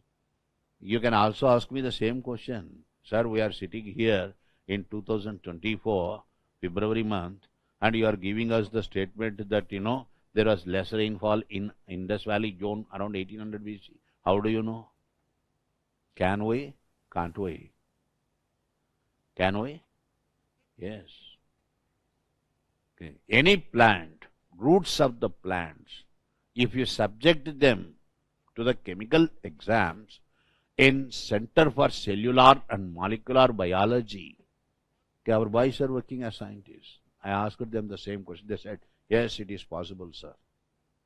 It is possible to establish how much the rain a particular zone got at a particular point of time by subjecting the plants, roots of the plants, for certain exams. It's not difficult. So Mackay right. He proved that there was less rainfall in Indus Valley zone from 1800 BC. Added to that, Thar Desert expanded. When Thar Desert expanded means, desert expands means what? Salinity in the soil increases, right? Sand content would be more in the soil, and soil would not be convenient for agriculture. Thirdly, rivers changed their course. See these problems. How do you say rivers changed their course? In your geography, you are told, okay, plates under the surface of the earth, tectonic forces, right? These plates move, right? Sometimes you see elevation of the earth, sometimes you see the, slides, right? Slides also take place on the surface of the earth. This definitely affects the course of the rivers. I told you Saraswati flowing via Haryana, Rajasthan. This Saraswati must have had its confluencing point in Arabian Sea, flowing in the west direction. Did it flow towards the west, or finally it took towards the east? You know, Saraswati, Ganga, Yamuna, Triveni Sangam, Prayag, right, Allahabad. That means a river flowing in the west, it had taken its direction towards east. And it's also proved that river Ghaggar changed its course. When rivers change their course, the problem is, yes, all the Indus Valley cities, they had this problem, severe shortage of drinking water. Any evidence? Yes, evidence comes in this favor. Harappa, Mohenjo-daro included. Okay, if you see the water distribution systems of these sites, okay, the upper layer, the water distribution systems are dried so badly. Dried means there is no flow of water there. So there is severe shortage of water. You are not in a position to go for agriculture. Okay. Then how would you live there? Finally, the conclusion is what? This is very important. Indus Valley cities not destroyed, they were deserted. They don't give you the impression that they were destroyed. Rather, we get the impression that they were deserted. This we believe. This is the most believed, narrative, accepted narrative. If question comes in civils, what's the most important factor? Ecological changes. That shall be the answer. Clear? Fine. Take a note. Is it time for your break? Huh? It's time for your break. What is the time now? 3 o'clock.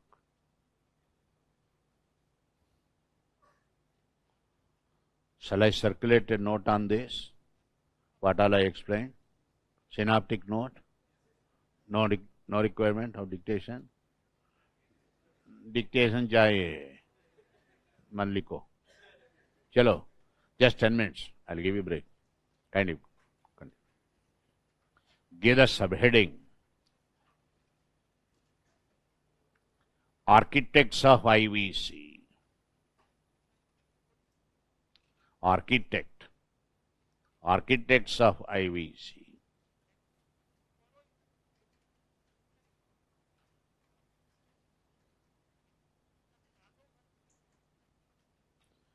Anthropological studies.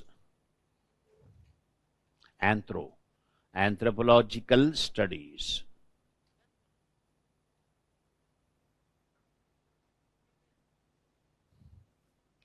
Established that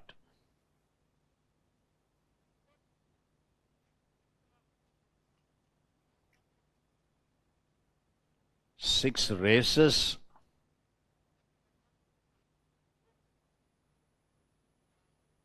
must have lived in IVC.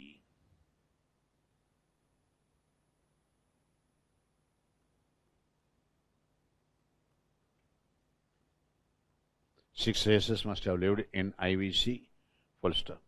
They included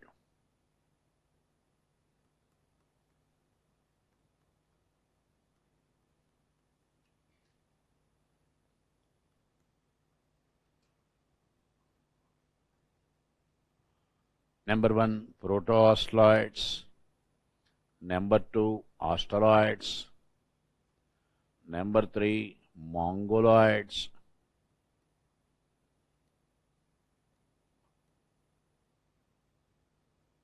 number 4, alpinoids,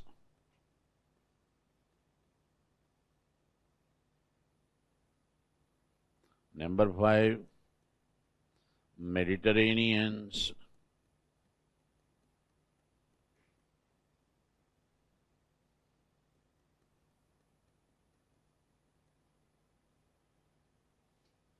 number 6,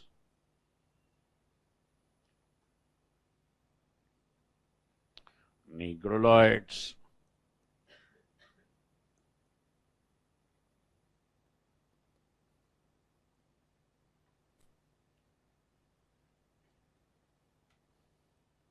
full stop.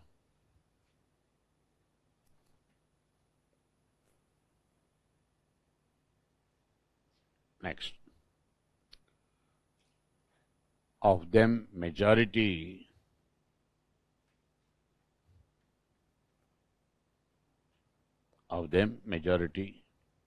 happen to be proto-australoids. Majority happen to be proto-australoids,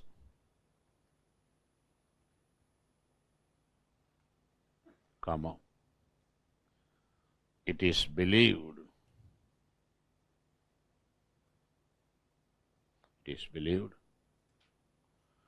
that they may have been the architects. It is believed that they may have been the builders or architects of IVC. Mark the statement. Now give the subheading, the decline of IVC. Decline of IVC. Decline. Underlined. A controversy was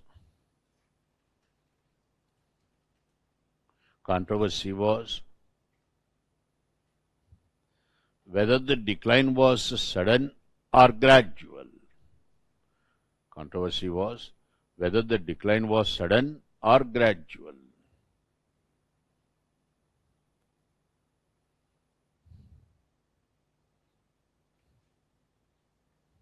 Next paragraph. The sudden end of IVC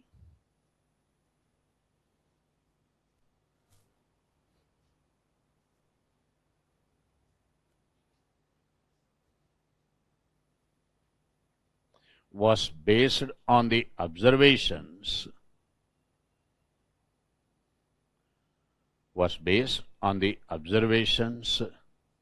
semicolon number 1. No Indus Valley city survived. No IVC city survived after 1750. Number 2.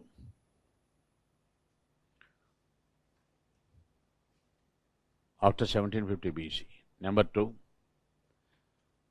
No word called Meluha.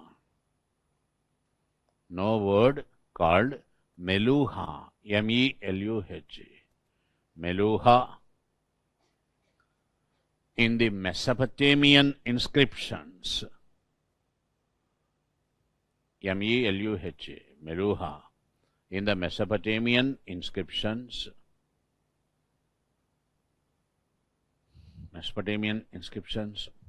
After 1750. After 1750 BC. Next, number 3. Human skeletons were found.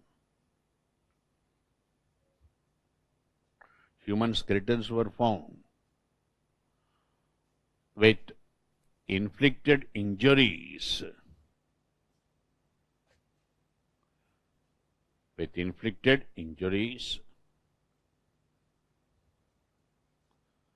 In the heart of the city Mohenjo-daro.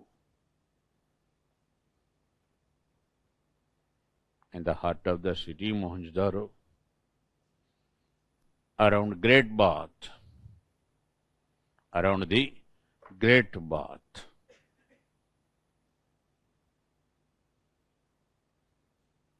Next, number 4.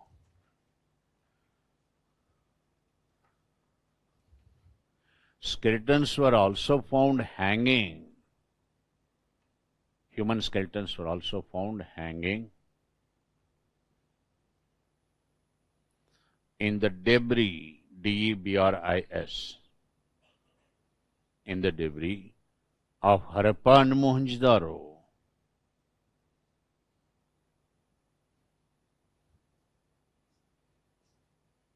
Full stop.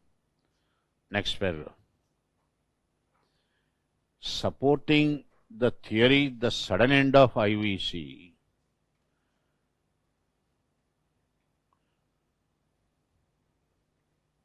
supporting the idea, sudden end, right, like that, I'm sorry. Supporting the idea, sudden end of IVC,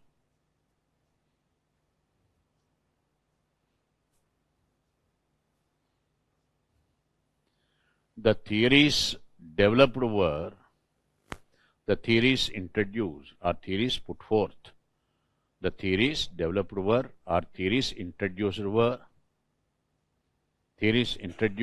were, number one, Aryan invasion.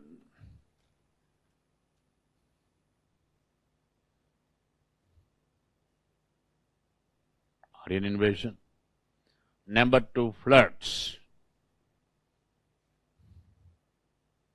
Number three, earthquakes.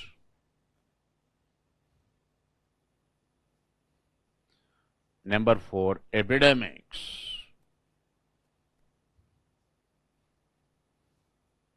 Full stop.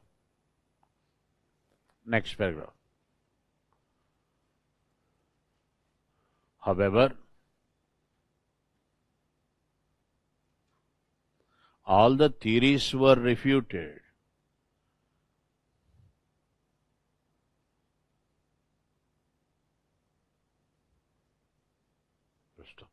Aryans definitely had not caused destruction. Aryans definitely had not caused destruction.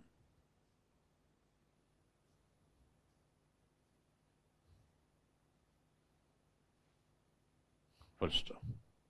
Floods and earthquakes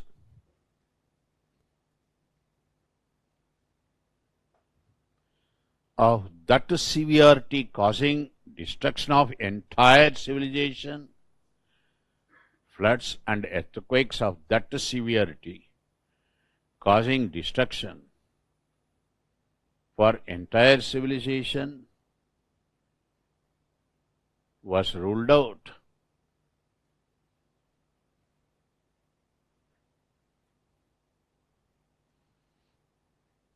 Full stop. No mass burials were found. No mass burials were found.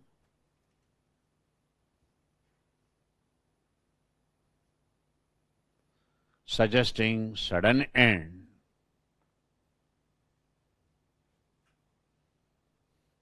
due to wars and epidemics. Sudden end due to wars, DUE, due to wars and epidemics. Full stop. Next paragraph. The most accepted theory is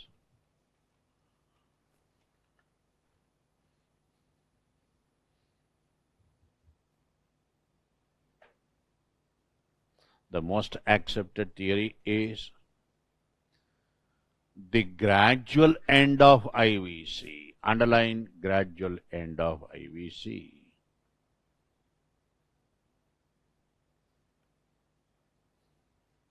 Gradual end, underline that.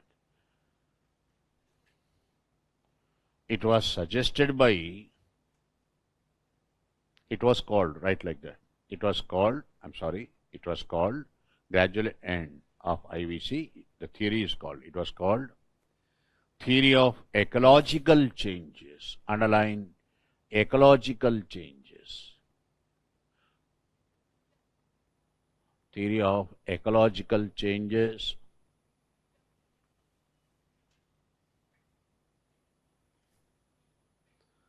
As suggested by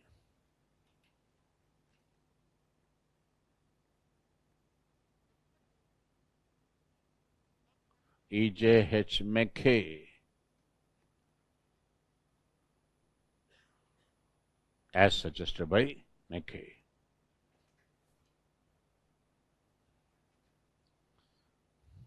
As per the theory,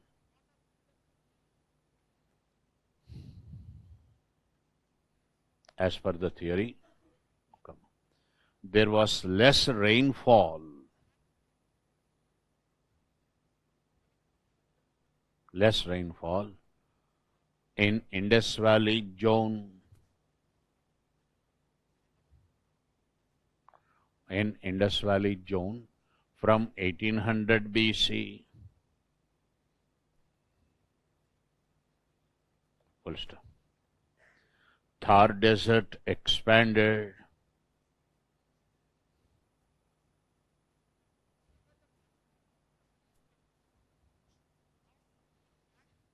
As a result,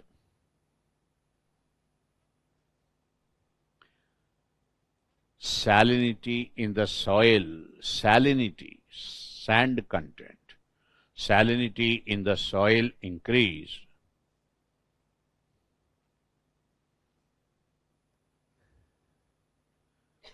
Making it difficult to cultivate. Making it difficult to cultivate. And rivers changed their course.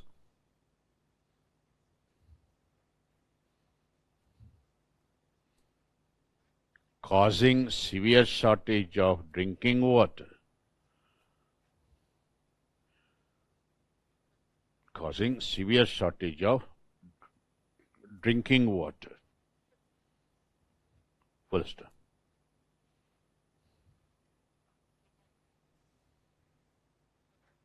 Next paragraph. The concluding observation was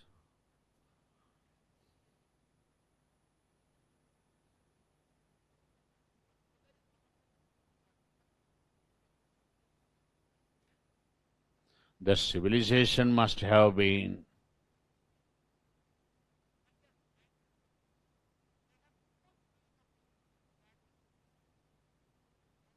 deserted, not destroyed.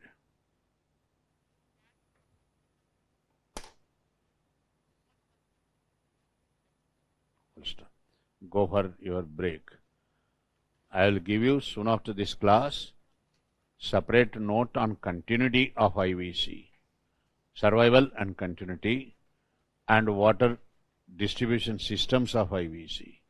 Very important. I will circulate the notes separately. Go for break.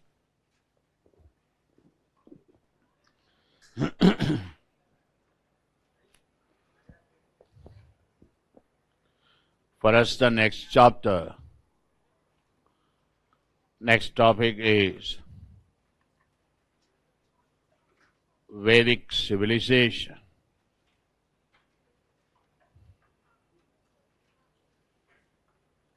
Just listen.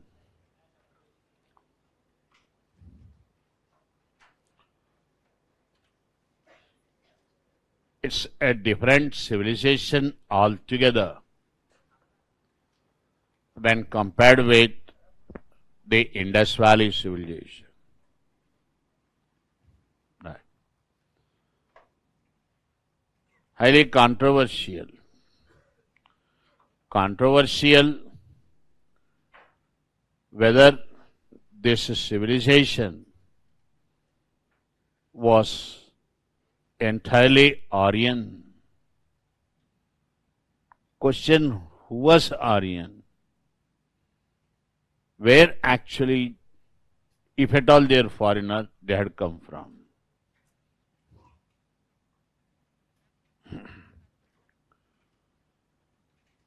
Arya, first understand this, is a linguistic term. People speaking Indo-European languages, you call them Aryans. Indo-European languages means Sanskrit in India, Sanskrit, Hebrew, Persian, Arabic in Central Asia. all European languages except Finnish, people speaking these languages, you call them Aryan.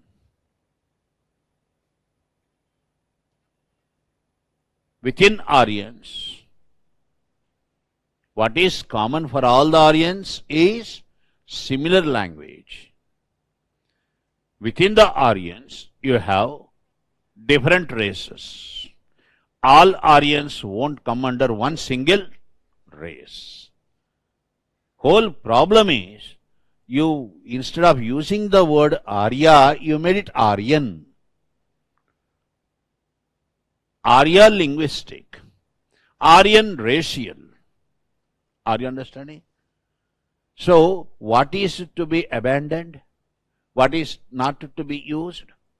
Aryan. Aryan nahi hai. You have Arya. People speaking Indo-European languages, you call them Aryans. Okay. I told you, Sanskrit to European languages all come under this bracket, Indo-European languages. Within these people speaking Indo-European languages, you may have different races. Nordic, Teutonic, Slav, German, Caucasoid. Racially, they may be different. But they speak a common language, a similar language, similar language.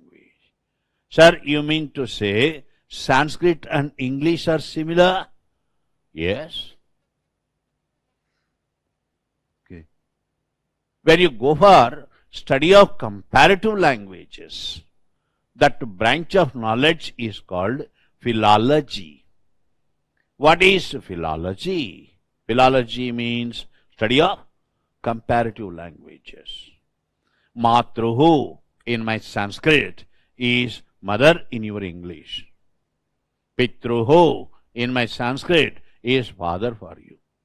Three is just the same in Sanskrit and English. Cow, go. The syllables sound alike.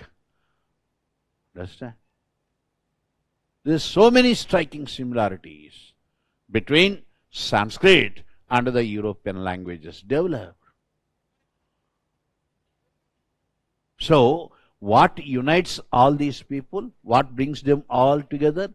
Is it language or race? Language.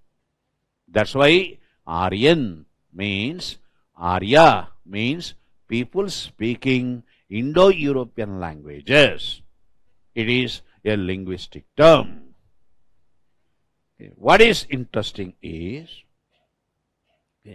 the word Arya is applied for not Only Indo-speaking, Indo-European languages, people of Indo-European languages, but also the ones outside this language group. There is another language group called Dravidian, South Indian languages. Tamil, Kodava, Tulu, Kannada, Malayalam, they all come under Dravidian languages. The word Arya is applied for people speaking even these languages also. So Arya is a dignified word. Are you understanding?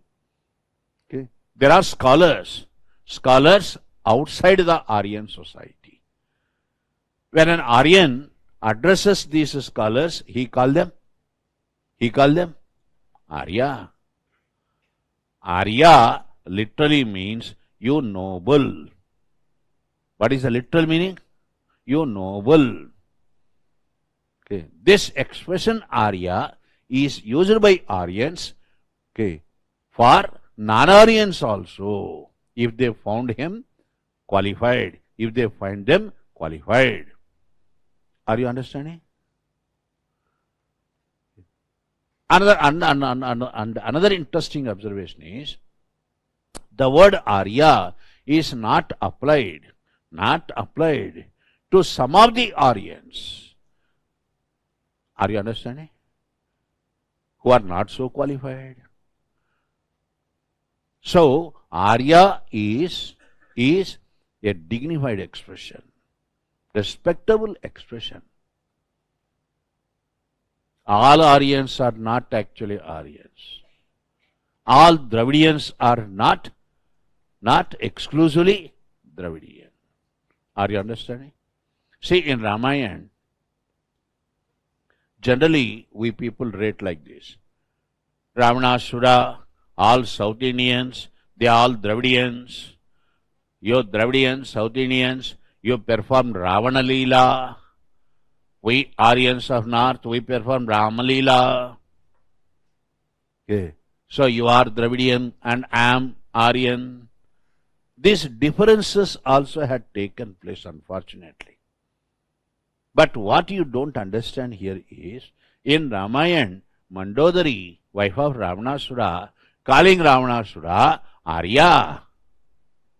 Are you understanding? Dravidians. But they are using the word Arya. So, my dear, hope you are understanding. Arya is a linguistic expression meant for people who are to be respected. Is it clear? People who are to be respected. Tomorrow you are getting married. Okay. You see the marriage invitations of, couple of years back, not now. Okay. There you see the expression, Arya, please come. Grace the occasion, bless me. Are you understanding? He is not from your society, but you respect him a lot. Though he comes from a different background, you are addressing him as Arya. Are you understanding? This is the general expression. Arya, please come. We are inviting you. Understand? Today's wedding cards, you see horrible. We don't know who this guy is. He doesn't disclose the name of his father, mother also. I cordially invite you to my marriage. Grace the occasion, खाना खाओ, पहले dinner देखो उधर, timings भी बताता है उधर. Okay, जाओ. Don't encourage this type of addressing. Okay. Horrible. You have no courtesy to talk about your parents also in the wedding card. Me, son of so-and-so. Okay. When you don't even disclose the name of your father and mother, you are Swayambhu, is it? Without father and mother. This fellow, born without father and mother. Huh? Okay. You may not use a Sanskritized expression, Arya, but you have to give credit to your parents first. I am son of so-and-so. I am inviting you. Sir, please come. Arya, please come and grace the occasion. Okay. So, class, please understand one thing. Arya is a linguistic term. It is not racial.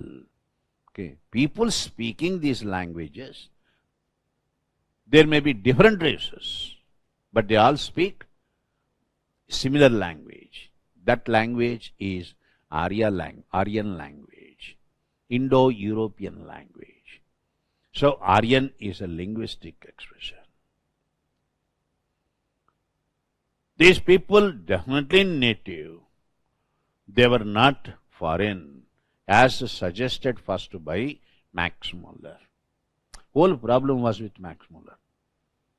Max Muller, German, translated the Vedas into German. For him, great respect for Vedic learning, undoubtedly. He translated Vedas into German. Understand? For Max Muller, India, something peculiar. This land is divine. Why Vedas are born here only in India? Why not anywhere else? India, a divine land. Max Muller had never come to India. For him, let this beautiful land, divine land, remain more so beautiful in the dream. Okay. If you come to India, might be your dream might be shattered. Reality might be different. Are you understanding? When you are getting wonderful dreams, beautiful dreams, you don't feel like getting up from the bed. ऐसा रहने दो भाई, अच्छा है ये dream. Understand? You don't feel like getting up. You don't want your beautiful dream to be shattered. Max Muller never visited India, translated the Vedas into German. For him, Aryans had come from outside India.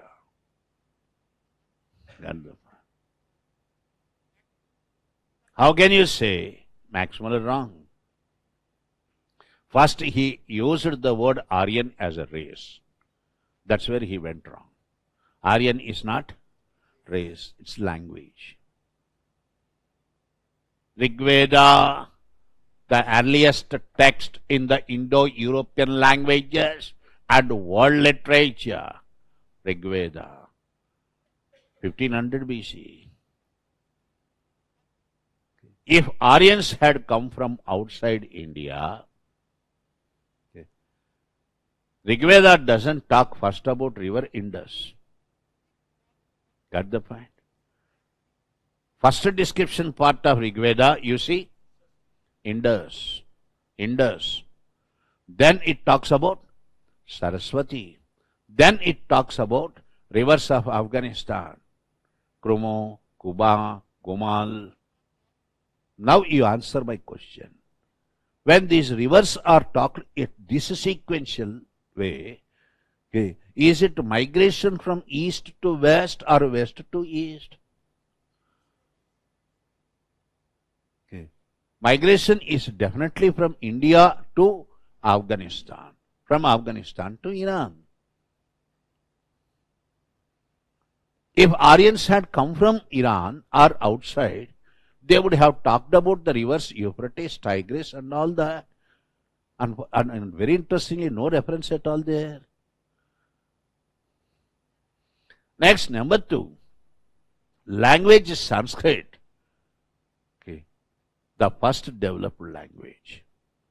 All these languages, what all I told you people, okay, Hebrew, Persian, Arabic, you understand? English, Latin, Greek, French, Spanish, Italian, European languages. They all developed much later. Much later. Understand? When these languages developed much later, okay, apply the logic and see. The one who developed Sanskrit, okay, is he the first one or the people who spoke these languages were the first? Where the languages all had come from? Sanskrit. If they had developed out of Sanskrit, then definitely the people of the Sanskrit language speaking, they were the first. Right? Where do you see Sanskrit? You don't see Sanskrit anywhere else in these areas. It is definitely Indian in its origin. Are you understanding? That means Aryans definitely Indian. I already told you, there is no evidence for us to suggest that Aryans migrated. Where is evidence? Aryans invaded. वो मैं बताया था अभी आपको before break देने के पहले. No evidence. Understand? So Aryan, call it Aryan migration or Aryan invasion, both are not accepted today. Okay, they talk more about Saraswati. They talk more about river Indus. They were very much native. I already told you also while discussing one city, Rakhi Ghari. There I told you skeletal observations, for DNA tests proved that their DNA had not changed. If any foreign race enters, okay, settles and establishes cultural and social contacts, definitely DNA would also undergo change. But DNA change is not seen here.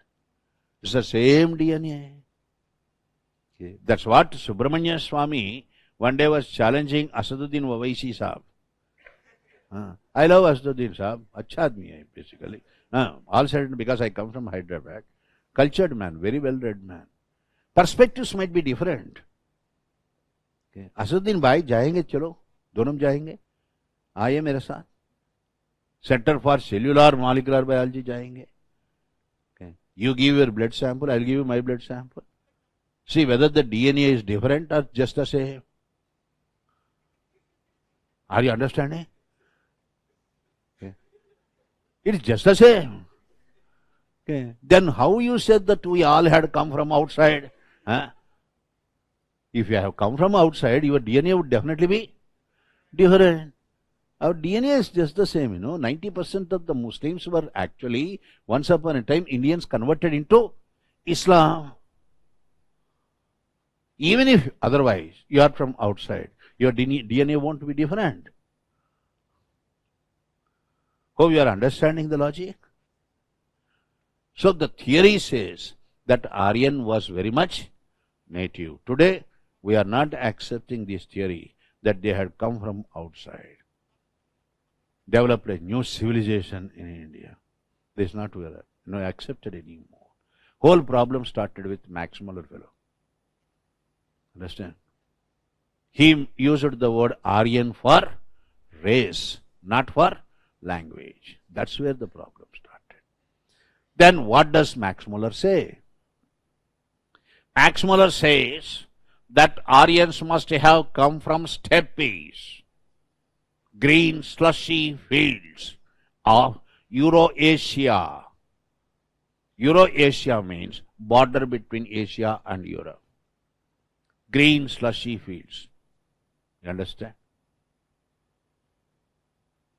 That's the actual home of Aryans, according to Max Muller. Now Max Muller says a branch of Aryans migrated towards the west. Migrated. They crossed river Volga, Danube, settled in Europe, and they developed all European languages. Another branch of Aryans migrated towards the east. These Aryans migrated towards the east. First they entered into Iran. Iran, today's Iran, you call it Persia. Max Muller, what is the evidence? Max Muller says, Iranian classical text, Jand Avestha talks about Aryan gods, Indra, Varun, and Agni. You mean this Indra, Varun, Agni, foreign gods we imported? Who is our God? Got the point? Your God, only Pashupati of Indus Valley times. Questions? Right? Our answer is, my dear Max Muller, Indra, big debate. Okay, that really pains me whenever I am discussing this. Pain it's because my professor is silent. Okay, the one I admired, okay, and a source of great inspiration, Ramila Thaparji. Okay. My another professor found her wrong. Ramila, you are going wrong. Professor Nagaraj. Fantastic professor. But her theory, definitely carried a lot of weight at that time. Aryans came from this side, that side, this side. Now, why are you not opening up, Ramila Thapar? There's a lot of criticism against your theory. Your theory is proved wrong now. We are your students. If someone finds fault with my professor, it is disheartening me. Are you understanding? Okay. She is just not opening up. She is not countering their attack. You are not countering their attack. You are not refuting their argument. They are openly challenging. 2 crore rupees. 2 crore rupees. Prove this theory. We'll give you 2 crore rupees. Prove the theory that Aryan migrated from outside and entered India. Aryans were not Indians. Prove the theory. Take 2 crores. Openly they are challenging. They are holding seminars. Why are you not countering their argument? At least out of curiosity I am asking, intellectual curiosity. So this is a highly debated question, whether Aryan is native or not. But today it is most accepted version is, it's proved beyond doubt that Aryans were definitely not foreign. Okay. Aryan migrated from India, went towards first Afghanistan, from there he entered into Iran. That's why Jandavesta says, are you understanding? Indra, Varun, Agni, okay, they are not foreign gods, they are native very much. You have another inscription, Kassite inscription, Kassite. This also records the presence of Aryans in Iran. It says Aryans were there. Logically, if you follow this, that they migrated from India, then it sounds logical. Otherwise, it is illogical. You can't construct the history. Right. There are 2 more inscriptions. Bagaj Khoi inscription and Mittani inscription. Bagaj Khoi inscription found in Turkey. Mittani inscription found in Syria. These inscriptions say, according to Max Muller, Aryans entered into Afghanistan. There was a fight between Aryans and the natives, Hittites. Fight. Okay. Prolonged fight. Finally, both the parties got exhausted. They decided to go for a treaty, understanding. A treaty was signed. Then Bagaj Khoi inscription tells you that for the treaty, understanding reached between Aryan and the native Hittite, the witnesses, Tara, Nasatya, Agni, Mitra. Agni, fire god. Tara, stars. Mitra, Surya. Gods for truth, Nasatyas. They are all the witnesses for the treaty. Got the point? These are all very well developed traditions. That's why even today, when you take an oath, you first lit fire. Agni Sakshi, I am taking this oath. Sun god Surya, Tara, Nakshatra, stars, I am giving you word. This is how we start. Right. This was quite native for Afghans, you understand? That means the Aryans of Afghanistan. Max Muller, unfortunately, is projecting the theory the other way around. Are you understanding?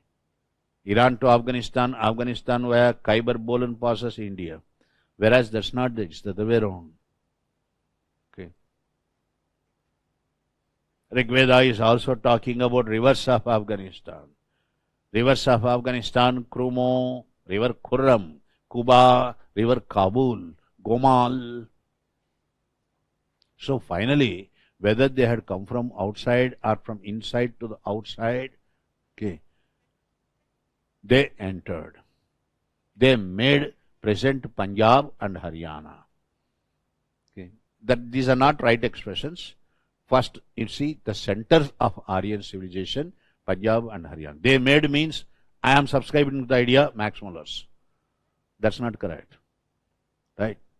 So, first center of the Aryan civilization, Punjab and Haryana. This is called Sapta Sindhu region. Sapta Sindhu. That means river Indus and its 7 tributaries. Present Punjab, Haryana. This how Max Muller's theory. Max Muller's theory, Iran, Afghanistan, Khyber Bolan passes, Punjab, Haryana. Clear the point? Are you clear? For Dayanand Saraswati, founder of Arya Samaj, Aryans had come from Tibet. For Tilak, who wrote Gita Rahasya, our great nationalist, national freedom fighter, Tilak. Tilak was prolific scholar in Vedas. He wrote Gita Rahasya. For him, Aryans must have come from Arctic zone. North Polar, Arctic zone. There are different theories. Finally, no theory is accepted today except that Aryans were natives. For us, the source. What is the source? Now come to the point. Source for us, only Rig Veda. Indus Valley, sources archaeological. Vedic civilization sources literary. Sir, you mean literary means they are all written? No. I already told you, I think. Vedas unwritten. Vedas unwritten. No. They are not written. They are oral transmission. My Paramaguru got Veda from his Guru. My Paramaguru taught Veda to my Guru. From my Guru, I got the Veda. Are you interested in Veda? Sit before me. I will teach you. Learn Veda and get lost. That's all. Are you understanding? There's nothing called giving you writing material, providing, test series. ऐसा नहीं होता है Vedic learning में. Okay. Only oral transmission. That's all. Okay. Most scientific. Right. First I must observe you whether you are really eligible or not. All are not eligible. Please understand this. Okay. All cannot concentrate. All are not interested in the class. This degree differs. Understand? You must select the fellow first. You must see whether he is really interested or not. If he is not interested, throw the bugger out. Okay. Don't allow him to sit in the class because he spoils the entire class with his negative vibration. That's the point. All are not qualified. All are, welcomed. ऐसा नहीं करना कभी. A drunkard will come and sit, creating nuisance. He is not welcome. All are not welcomed. Only qualified are welcomed. Okay. When a dance recital takes place, you have little bit of understanding about dance. Okay. You will appreciate. A fellow doesn't know ABCDs. Okay. He sits in the dance recital, spoiling the show. Similarly, in the Vedic learning, the teacher imparts Veda by oral transmission. Vedas are unwritten. Don't ask me the question when they are unwritten, what is the authenticity of the Veda? I will tell you authenticity of the Veda when I go to Vedic literature. There is a separate chapter, Vedic literature. Rig Veda, the only source for us to talk about early Vedic society, early Vedic civilization. Then what does the Rig Veda say? It starts with geographical knowledge. I told you, Aryans talked a lot about river Sindhu, Indus. Then they are talking a lot about Saraswati. They are talking about different river systems. You got a direct question. Gender studies mains. Okay. Knowledge of Aryans. Geographical knowledge of Aryans during the Rigvedic age. In the geographical knowledge, Rigveda talks about 7 river systems of river Indus, tributaries, with Sada, Suvastu, Askini, Purushini, Drishadvadi. Okay. That's how it describes. Suturdi. Okay.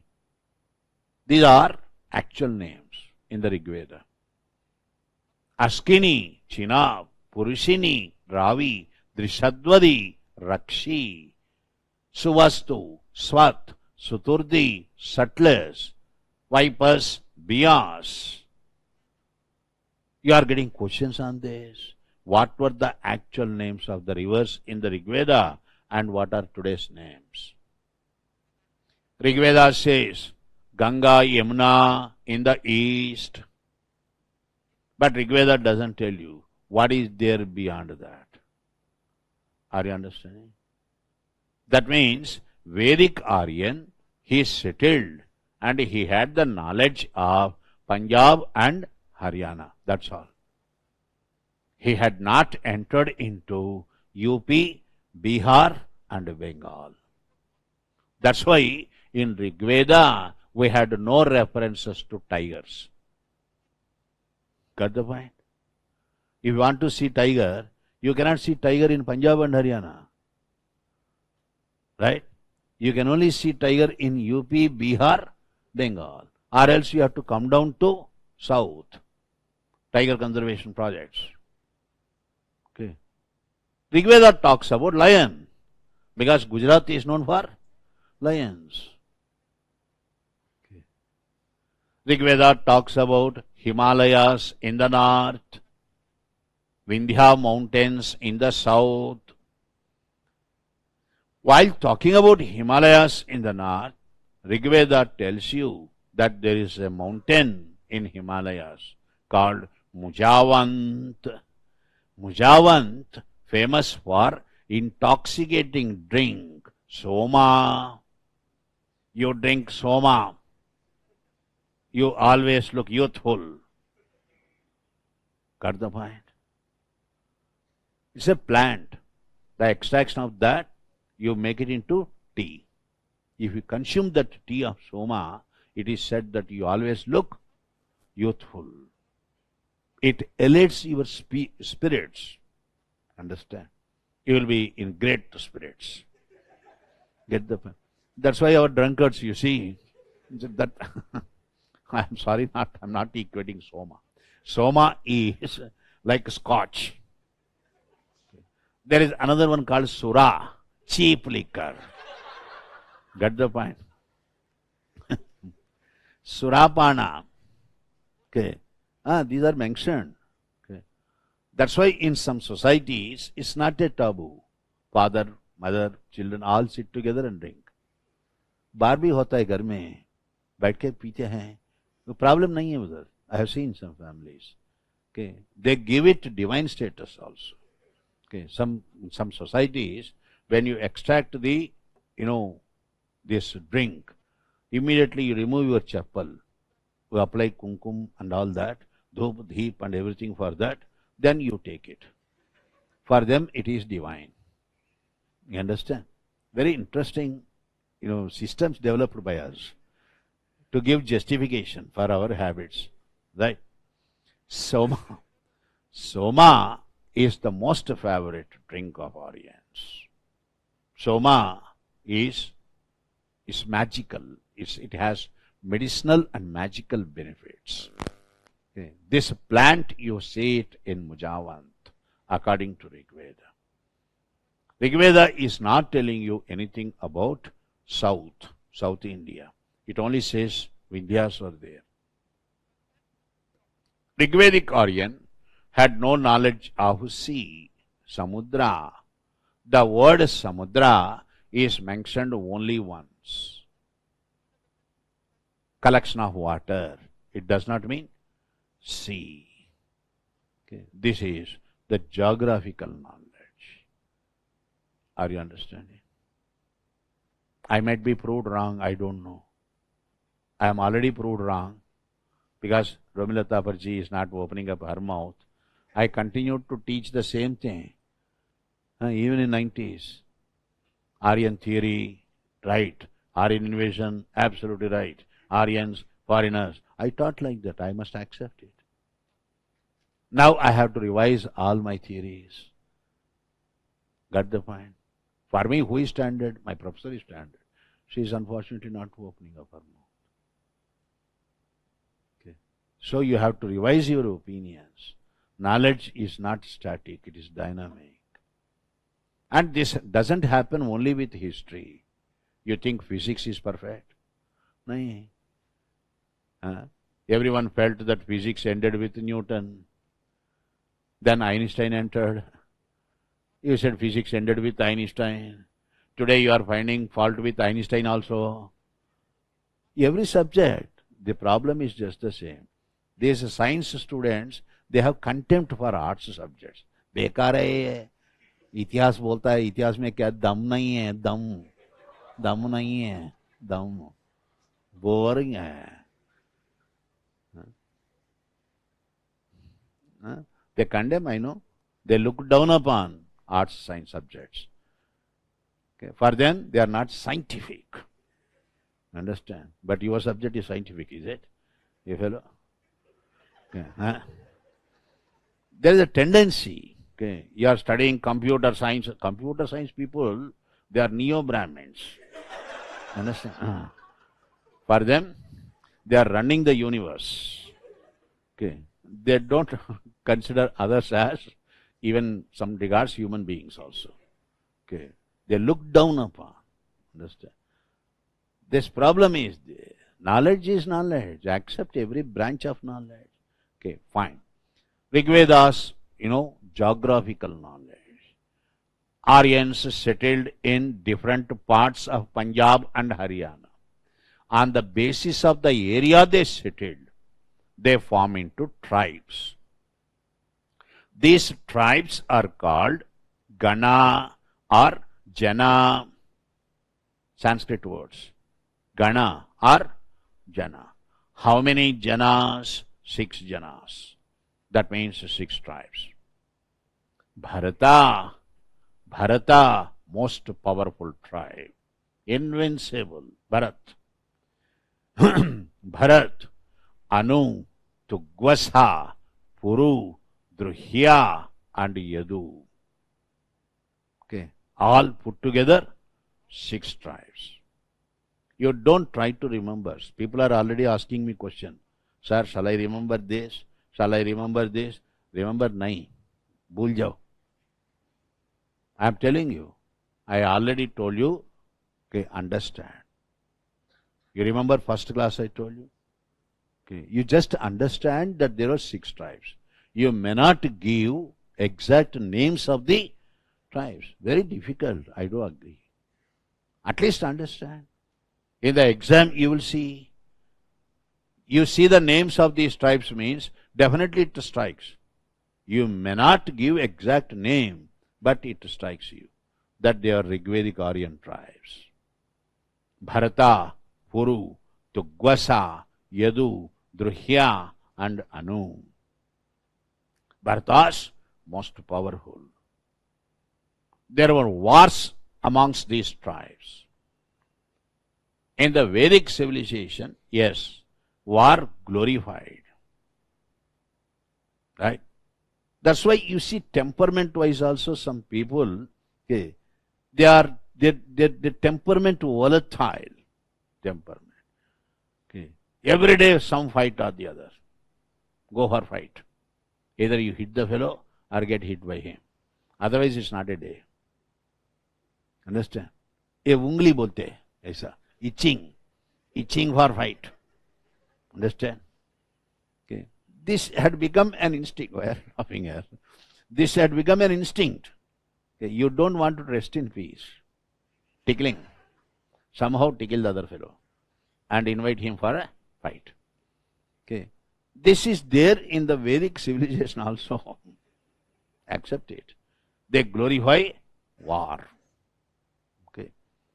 Most important battle in the Vedic, that's why you see Indus Valley civilization, you have no evidence first of all for war technology. They always thought about how to produce more, okay, and to lead a better life in peace. not causing destruction. That's right. The most important battle in the Rigvedic times, 10 kings battle, Dasharaj. Raj means king. Dasha means 10. 10 kings battle. Why 10 kings battle? This battle was between Bharatas on one side. Bharatas very powerful, invincible, no defeat for Bharatas. In your textbooks it is written, Dushyant and Shakuntala, his son Bharat, okay, he ruled entire India. That's why it is Bharatvarsh. Okay, you may excuse me, this narrative is, definitely this divide of logic. There are some things we have to accept, there are certain things we have to discard also. Okay. I am definitely not convinced with the idea that entire India was ruled. Okay. That, that so-and-so ruled this entire earth for 10,000 years, 12,000. ये कैसा चलता है बोलो भाई? No, honestly speaking. अखंड भूमंडल, all that. अखंड भूमंडल कहाँ है? कि बताओ, थोड़ा तो ये एविडेंस तो भी देना है ना. Humanly, is it possible? Okay. Fundamental questions. I may be wrong, but show me the convincing answer. Okay. So here the point is, India called Bharatvarsh, not because only Dushyant and Shakuntala's son Bharat ruled it. Bharat is title, more than name. Any king, he need not be the king of Bharatas. Any king coming to power, you call him Bharat. Bharat is more title. Are you understanding? Prime Minister. Prime Minister does not mean simply only Modi. In the world, there are so many prime ministers like that. In India, at that time, every king, whoever that comes to power, he is called as Bharat. It is the land of Bharatas. Bharatas, not Bharata. Bharatvarsh. Now, Bharatas challenged by 5 Aryan tribes. Panchajana. Okay. And another 5 joined them. So, a group of 10 kings formed against Bharatas. Why? Why the battle? The battle was mainly because of the great sages, sage or rishis of the Rigvedic times, Vishwamitra, Vasishtha, Atri, Bhrugu and Bharadwaja. How many? Great sages, 5. You must have heard of these names also. You have some of you Bharadwaj, like that. Okay. Vishwamitra, non-Aryan. He is not Aryan. He comes from a different background. By profession, king, Vishwamitra. Kshatriya. Kshatriya Vishwamitra. But man of great merit. Okay. Vishwamitra fallen. Same Vishwamitra sat for severe meditation. He became Brahmarshi. Okay. That's why Vasishtha tells Ram, my dear, Ramayana must have taken place during the Rigvedic times. Rama's gurus, who are the gurus of Ram? Vasishtha and Vishwamitra. Both were gurus. Okay. Vasishtha tells Ram, Ram, you don't know the greatness of Vishwamitra, your other guru. He is my arch enemy. He never accepted me, but I accept him. Are you understanding? There is mutual rivalry between Vasishtha and Vishwamitra. This Vishwamitra, okay, sat for severe meditation. Right. Fallen for Menaka. When he sat for severe meditation, he had seen Menaka. Okay. Enough is enough. Understand? Go after Menaka. Understand? That means Vishwamitra fallen. Purva Vishwamitra realized, Arey, what great sin I had committed here. Okay. It is just like you coming to Delhi for civil service, right? You had fallen for a girl, right? You moved along with her, okay, and you failed in the prelims. Obviously, right. That night you cried. My father paid, poor fellow, 2 lakh rupees for my sake. Joined me in this institute. Okay, what a crime I had committed. I had wasted my father's sweat and blood. Understand? Never again. Understand? I don't want to see that bloody girl's face. Understand? She distracted me. Are you understanding? Okay, that's why Buddha, very interesting. Buddha tells Anand, "Are Anand idiot? Hey, mind your business. You are looking here and there." Yeah. Ananda and Buddha very closely connected to each other. Right? There are no secrets between the two. When I go to Buddhism, I'll tell you, very interesting. Right? Vishwamitra, realizing the grave mistake, sat for severe meditation, became Brahmarshi, who could recreate the universe. For a universe, he could recreate the universe. Vasishtha accepted him. You are great.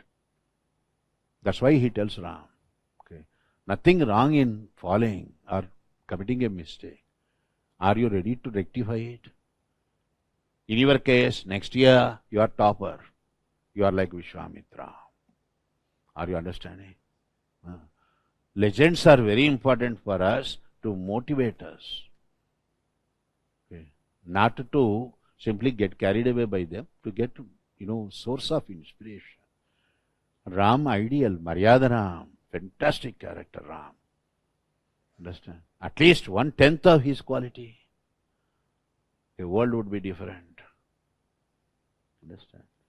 So, Vishwamitra, invited by Bharatas as Guru, chief priest, advisor. Same Bharatas removed Vishwamitra. And again, they brought Vasishtha. So, Vishwamitra felt humiliated, insulted. He wanted to teach a lesson for Bharatas. That's why he formed a group of 10 kings against Bharatas. This is the cause. 10 kings battle, actually 11 kings, was fought on the banks of river Purushini. Purushini means Ravi. Bharatas were led by King Sudas. 10 kings were led by King Puruksa of Tugvasa tribe. Okay. Sudas of Bharatas cut the heads of the all 10 kings. Took the title Tra Sadasyo. Tra means he who had cut the heads. This is the most popular battle in Rigvedic times. Clear? Fine. Take a note. Is it time? 4:30. 4:30. Huh? Chalo. Break. I will dictate on this tomorrow. Okay, I will post the synopsis, right? Dictate. Right, I will dictate. You want me to be a dictator? I will dictate. Right.